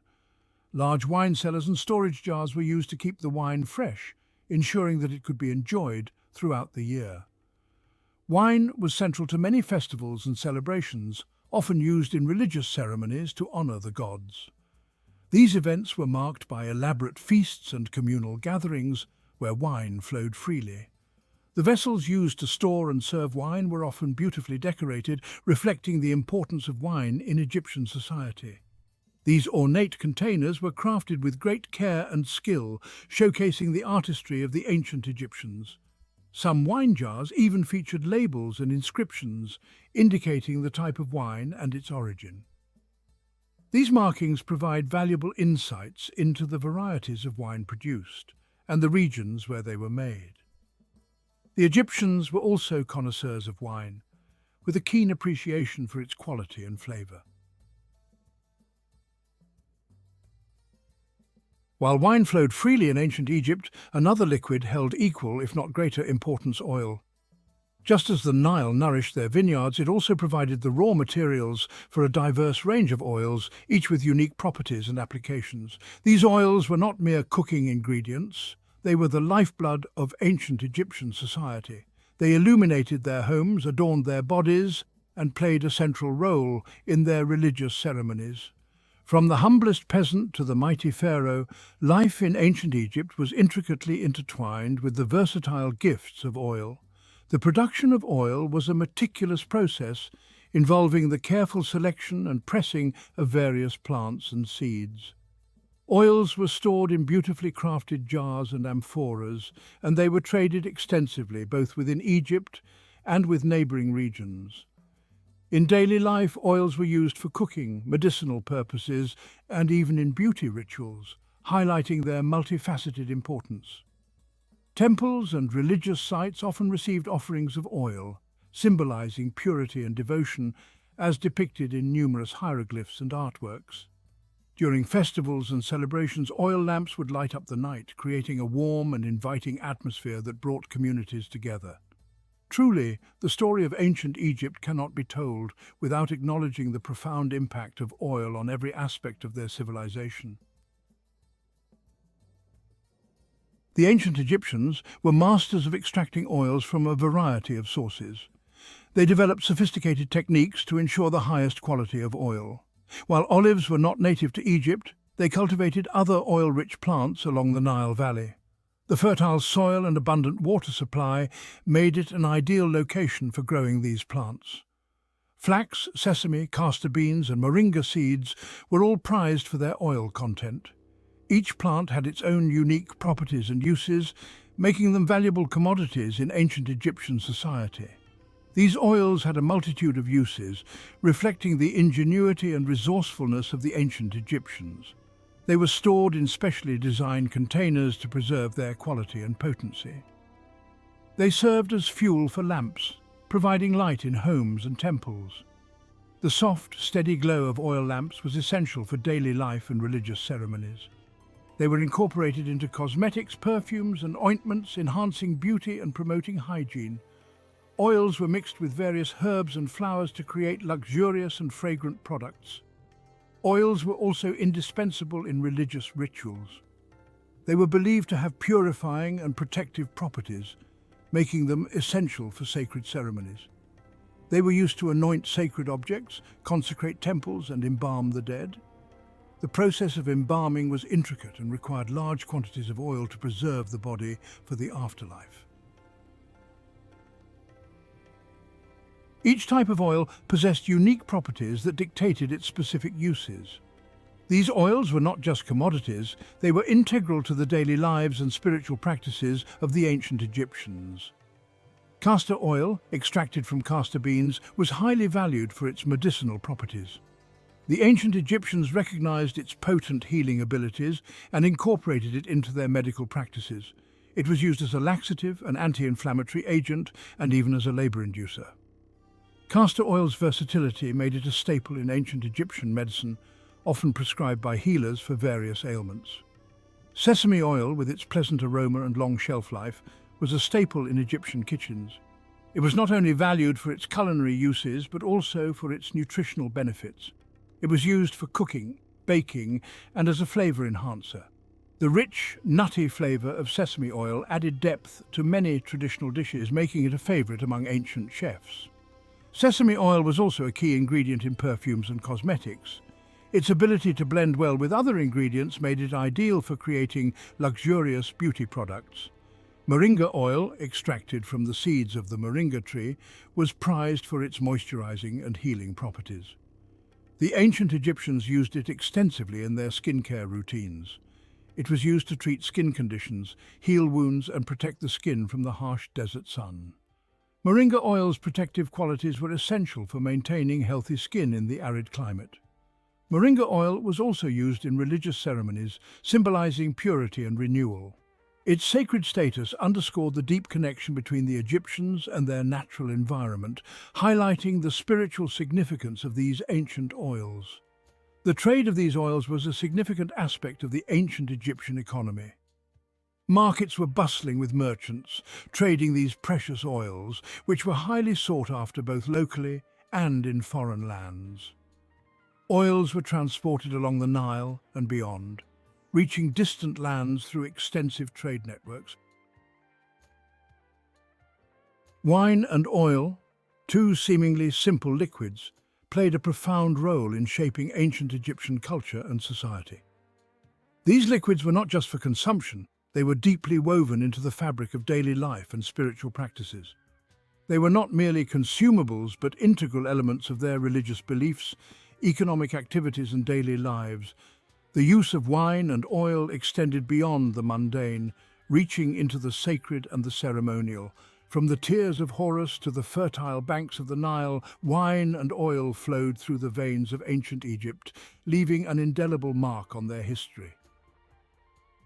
Today, as we explore the ruins and artifacts of ancient Egypt, we gain a deeper understanding of how wine and oil were more than just commodities.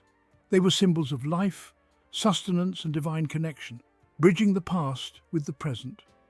The story of wine and oil in ancient Egypt is a testament to the civilization's enduring legacy. As the sun sets over the Nile, we are reminded of the timeless nature of these elements and their everlasting impact on history.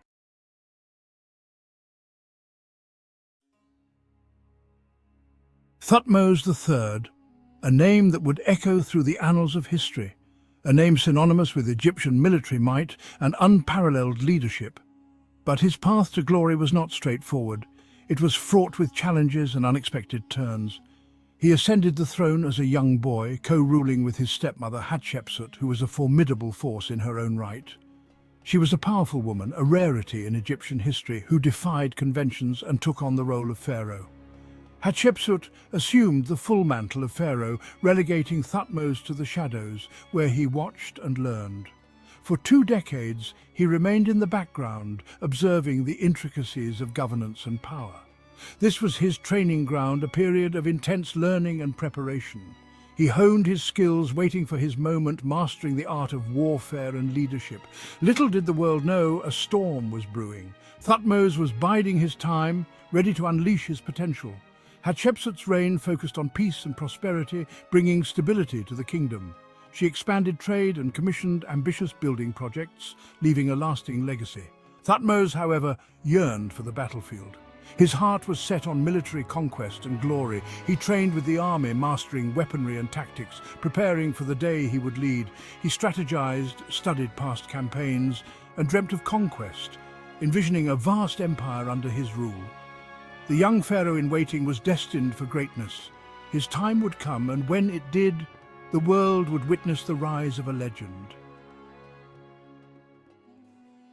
After 22 years, Hatshepsut died.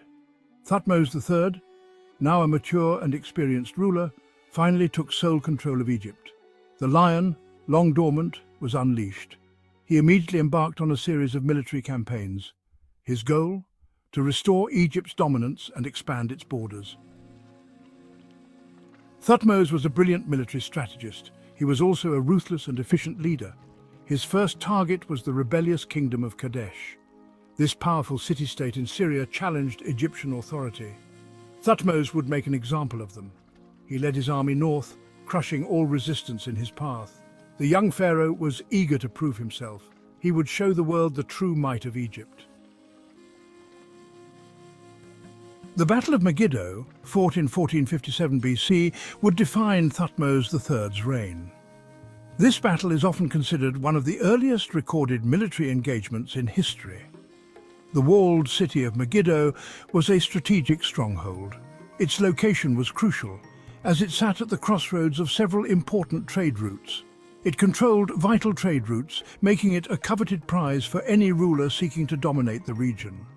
The king of Kadesh rallied his allies, amassing a formidable force within Megiddo's walls. This coalition of Canaanite kings posed a significant threat to Egyptian dominance. Thutmose, however, would outmaneuver them with his keen strategic mind and bold tactics. He faced 3 possible routes to reach Megiddo, each fraught with danger and potential ambushes.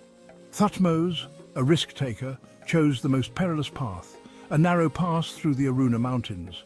This decision was both daring and unexpected. This unexpected move caught the enemy off guard, as they had not anticipated an approach from such a treacherous route. Thutmose's army emerged behind enemy lines, surprising the Canaanite forces and gaining a significant tactical advantage. The Egyptians, inspired by their king's audacity and leadership, fought with unmatched ferocity and determination. The Battle of Megiddo was a decisive victory for Thutmose III. This triumph not only secured his reign, but also expanded Egypt's influence in the region. It cemented his reputation as a brilliant military strategist and a fearless leader, whose legacy would be remembered for centuries. Megiddo was only the beginning. Over the next 2 decades, Thutmose III launched 17 military campaigns. He marched his armies across the ancient Near East. He subdued Nubia to the south, extending Egyptian control deep into Africa. He then turned his attention east. He conquered Syria, shattered the Mitanni kingdom, and pushed the boundaries of his empire to the Euphrates River. Thutmose was not just a conqueror, he was also a shrewd administrator. He established governorships in conquered territories. He implemented efficient systems of tribute collection. These strategies ensured the flow of wealth and resources back to Egypt. Thutmose III's reign marked the zenith of Egyptian power. Thutmose III's campaigns brought immense wealth to Egypt. Gold, silver, precious stones and exotic animals flowed into the royal coffers. He used this wealth to embellish temples, construct monuments and patronize the arts. But his strategy went beyond plunder. He took the children of conquered rulers as hostages. These royal hostages were brought to Egypt and given an Egyptian education. They learned the Egyptian language, culture and administration. This ingenious tactic served 2 purposes. It ensured the loyalty of vassal states. It also created a class of foreign officials sympathetic to Egypt. They would later govern their homelands, effectively extending Egyptian influence. Thutmose III was a prolific builder. He commissioned magnificent temples, towering obelisks, and colossal statues. He expanded the temple complex at Karnak, adding the impressive Akhmenu, a grand festival hall dedicated to his achievements. He erected obelisks throughout Egypt, inscribed with accounts of his victories. He wanted his legacy to last forever. Some of these obelisks still stand today. They serve as a reminder of his power and ambition. One such obelisk, later transported to Rome, now graces St. Peter's Square at the Vatican. Thutmose's architectural projects were not merely displays of power, they were also essential economic drivers. They provided employment for thousands of workers, stimulating the Egyptian economy. Unlike many rulers, Thutmose III did not shy away from the truth. He inscribed the walls of his monuments with detailed accounts of his campaigns. These inscriptions, known as the Annals of Thutmose III, provide valuable insights into his reign. They describe his military strategies, the ferocity of the battles, and the vast booty he collected. They also reveal his personality, a determined, ambitious, and deeply religious ruler. The Annals are not mere propaganda. They are honest accounts of a remarkable reign. They are a testament to Thutmose III's desire to preserve his legacy for eternity. Thutmose III was not just a warrior king, he was also a skilled administrator. He reformed the Egyptian bureaucracy, making it more efficient. He standardized weights and measures, facilitating trade. He invested in irrigation projects, increasing agricultural output. He patronized the arts and sciences, leading to a flourishing of culture and learning. Thutmose's reign wasn't solely defined by conquest. It was a period of peace and prosperity. His administrative reforms had a lasting impact on Egypt. They ensured stability and economic growth for generations to come. After over 3 decades of rule, Thutmose III died in 1425 BC. He left behind a vast and stable empire. He was laid to rest in the Valley of the Kings, surrounded by the splendor befitting his status. His son Amenhotep II inherited a prosperous and powerful kingdom. Thutmose's legacy, however, extended far beyond his bloodline. He was remembered as the epitome of the warrior pharaoh, a ruler who expanded Egypt's borders and filled its coffers. His name resonated through the ages, a byword for military genius and administrative acumen.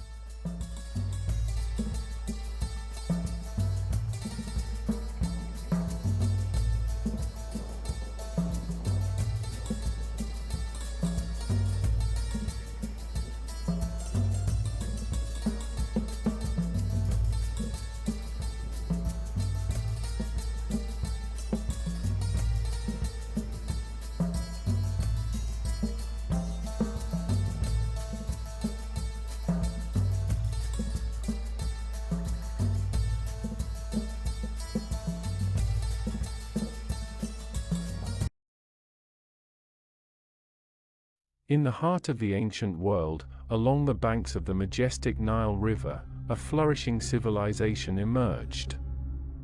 A civilization whose lifeblood flowed not just from the Nile's waters, but from the bountiful flora that adorned its banks. Join us as we embark on a journey through time to explore the rich tapestry of plants that sustained and enriched ancient Egypt.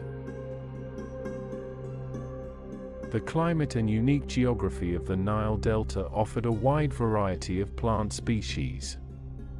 Many of these plants served as sustenance for the ancient Egyptians and as valuable crops for trade. The Nile's consistent seasons allowed Egypt to sustain itself for centuries. As we delve deeper into the world of ancient Egypt's flora, we uncover not only the botanical richness, but also the cultural significance that these plants held. Join us on this captivating journey as we explore the flora of ancient Egypt, a testament to the ingenuity, spirituality, and enduring legacy of this remarkable civilization. One of the key factors that enabled the growth of this advanced society was the favorable climate of the Nile Delta. The Nile River, with its annual flooding, brought nutrient-rich silt that rejuvenated the soil, creating the ideal conditions for agriculture. The predictable flood cycle of the Nile allowed farmers to cultivate a wide variety of crops, ranging from grains like wheat and barley to vegetables like onions and garlic. The fertility of the Nile Delta was legendary, and it was often described as the gift of the Nile. In addition to crops, the Nile's waterways provided a natural irrigation system, allowing farmers to efficiently manage their fields. But the importance of the Nile extended beyond just agriculture. It was the lifeblood of the entire civilization, a source of drinking water, transportation, and sustenance for countless species of plants and animals. The Nile's consistent seasons allowed Egypt to sustain itself for centuries, and its banks teemed with a rich variety of flora. Yet, possibly the most iconic and versatile plant of ancient Egypt was the papyrus. Papyrus, scientifically known as Cyperus papyrus, was a tall sedge plant that grew in abundance along the water's edge of the Nile. Its slender stalks, topped with tufts of feathery leaves, reached skyward, creating lush green corridors along the riverbanks. The ancient Egyptians cherished papyrus for its many uses, some of which may surprise you. While it is widely recognized as a writing material, serving as the precursor to paper, the ancient Egyptians found numerous other functions for this remarkable plant. Papyrus was not just a medium for recording history, it was used to create sturdy ropes, durable sandals, and comfortable mats. The versatility of papyrus extended even further. Papyriform boats, crafted from the stems of the papyrus plant, were a common sight on the Nile. These boats served not only as practical vessels for transportation and fishing, but also as symbols of spiritual significance. They were often featured in paintings and reliefs and played a central role in ritualistic ceremonies. The papyrus plant, with its multifaceted utility, was a testament to the resourcefulness of the ancient Egyptians. But papyrus was just one element in the botanical mosaic that adorned the Nile Delta. The ancient Egyptians lived in harmony with nature, and the plants that surrounded them were not only sources of sustenance, but also integral to their culture and spirituality.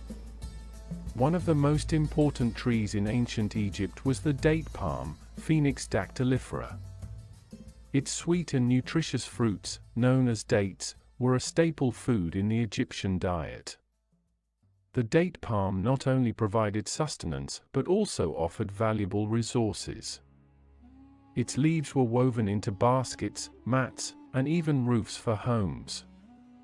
The ancient Egyptians also used various parts of the date palm for medicinal purposes, demonstrating their deep knowledge of plant-based remedies.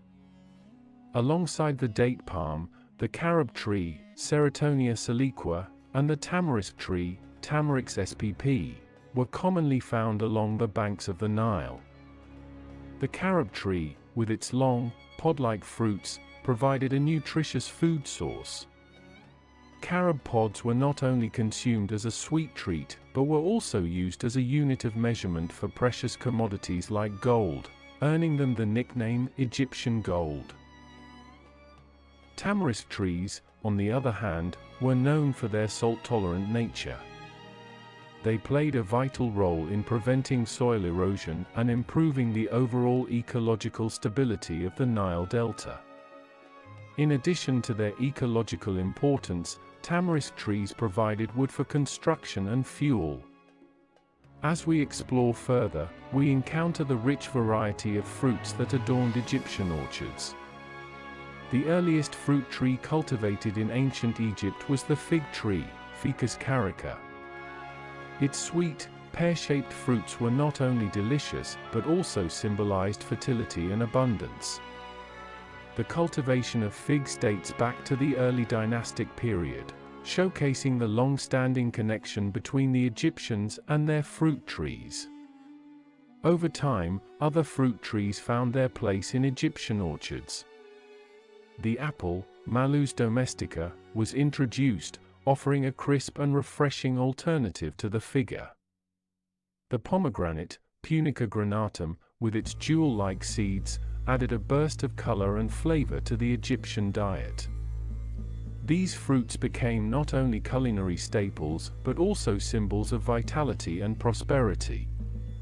And during the era of the New Kingdom, the olive tree, Alia europea, was introduced to Egypt. The cultivation of olive trees marked a significant culinary and economic development. Olive oil, extracted from the fruit, became a valuable commodity, used not only for cooking, but also for lighting lamps and as an essential ingredient in cosmetics. As the ancient Egyptians diversified their orchards, they embraced the flavors and benefits of these fruits. Yet, the botanical story of ancient Egypt is not limited to its orchards and cultivated plants. The lush vegetation along the banks of the Nile was a testament to the adaptability and resilience of the plant kingdom in the face of the river's annual inundation. But the flora of ancient Egypt was more than just a source of sustenance and construction materials. It was deeply intertwined with spirituality and mythology. The acacia tree, Acacia spp, held a special place in Egyptian culture and religion. It was associated with Horus, the falcon-headed god of kingship and the sky. The acacia's resilience in harsh desert conditions symbolized the divine protection and strength of Horus, the patron god of Egypt. The divinities Thoth and Seshat, often portrayed as scribes, were depicted inscribing the reign of the king into the trunk of a pasea tree, Pasea americana. This ritualistic act signified the recording and preservation of the king's legacy for eternity. The sycamore tree, Ficus sycamoris, was another species deeply connected to Egyptian spirituality. Known for its distinctive, broad leaves and wide canopy, the sycamore tree was associated with the goddess Iset, also known as Isis, the patron of the ritual of life. The sycamore's shade and life-giving properties were symbolic of the goddess's nurturing and protective nature. These spiritual connections between the people of ancient Egypt and the plant world reflected their profound reverence for the natural environment. As we reflect on the flora of ancient Egypt, we recognize that it was not only a source of sustenance and cultural significance, but also a testament to the ingenuity and resourcefulness of this remarkable civilization. Join us on this immersive journey as we continue to unravel the flora of ancient Egypt, revealing the threads of history, culture, and spirituality that wove together to create one of the most enduring and influential civilizations in history. To truly appreciate the significance of these plants, we must delve into the daily lives of the ancient Egyptians and understand how they harnessed the power of nature to thrive in the arid landscape of the Nile Delta. Agriculture was the cornerstone of Egyptian society, and the annual flooding of the Nile was a highly anticipated event. As the river swelled with water and nutrients, it spilled over its banks, creating fertile silt deposits that transformed the surrounding land into a verdant oasis. The rich alluvial soil was perfect for cultivation, and the ancient Egyptians wasted no time in planting their crops. Wheat and barley were among the primary grains grown, serving as the staples of the Egyptian diet. These grains were not only consumed as bread and porridge, but were also used in brewing beer, a dietary staple that was central to social and religious gatherings. Onions and garlic, known for their flavor and medicinal properties, were cultivated alongside grains. The predictable flood cycle of the Nile allowed farmers to plan their planting and harvesting with precision. This mastery of the river's rhythms contributed to the stability and prosperity of Egyptian society. In addition to its role in agriculture, the Nile River served as a natural irrigation system. Canals were dug to divert water to the fields, ensuring that even areas farther from the riverbanks could be cultivated. The Egyptians were pioneers in the field of irrigation, employing innovative methods such as the shaduf, a counterweighted lever, to lift water from the river. The efficient management of water resources allowed the civilization to flourish in an otherwise arid environment. But the Nile River was not just a source of sustenance, it was the lifeblood of ancient Egypt, supporting not only agriculture, but also transportation and trade. The ancient Egyptians were skilled boat builders, and the Nile provided the perfect highways for their vessels. Boats of various sizes and designs crisscrossed the river, carrying goods, people, and ideas. Trade flourished along the Nile, connecting the different regions of Egypt and facilitating the exchange of commodities like grains, textiles, and pottery. This robust trade network allowed Egypt to access valuable resources from other regions of the ancient world, further enriching their culture and economy. The Nile River was not only a conduit for physical goods, but also for cultural exchange and the dissemination of knowledge. Scholars and scribes traveled along the river, sharing information and recording the history, religion, and scientific achievements of the civilization. It was this dynamic interplay of people and resources along the Nile that allowed Egypt to thrive for millennia. As we conclude our exploration of the flora of ancient Egypt, we are reminded that the civilization's greatness was not solely a product of monumental architecture or military conquests. It was also a testament to the profound connection that the ancient Egyptians had with the natural world. The Nile Delta, with its predictable floods and fertile soil, offered the perfect canvas for a civilization to flourish. And the plants that thrived along its banks, from the majestic papyrus to the humble date palm, were not just sources of sustenance, but also threads in the rich tapestry of Egyptian culture and spirituality. Each plant carried a unique significance, whether through its practical uses or its role in religious rituals. The ancient Egyptians understood that their existence was intimately intertwined with the natural world around them. In their daily lives, they celebrated the bounty of the land, the life-giving waters of the Nile, and the sacred connection between the plant kingdom and the divine. It is through this lens that we can truly appreciate the flora of ancient Egypt, a vital and vibrant aspect of a civilization that continues to captivate and inspire us to this day. As we bid farewell to the captivating world of ancient Egypt, let us carry with us the profound lessons of harmony with nature and reverence for the gifts it bestows. The Nile Delta may have been the cradle of an ancient civilization, but it also serves as a timeless reminder of the enduring relationship between humanity and the natural world. The flora of ancient Egypt, a story of sustenance, spirituality, and a civilization that bloomed like the lotus in the Nile, will forever be etched in the annals of history.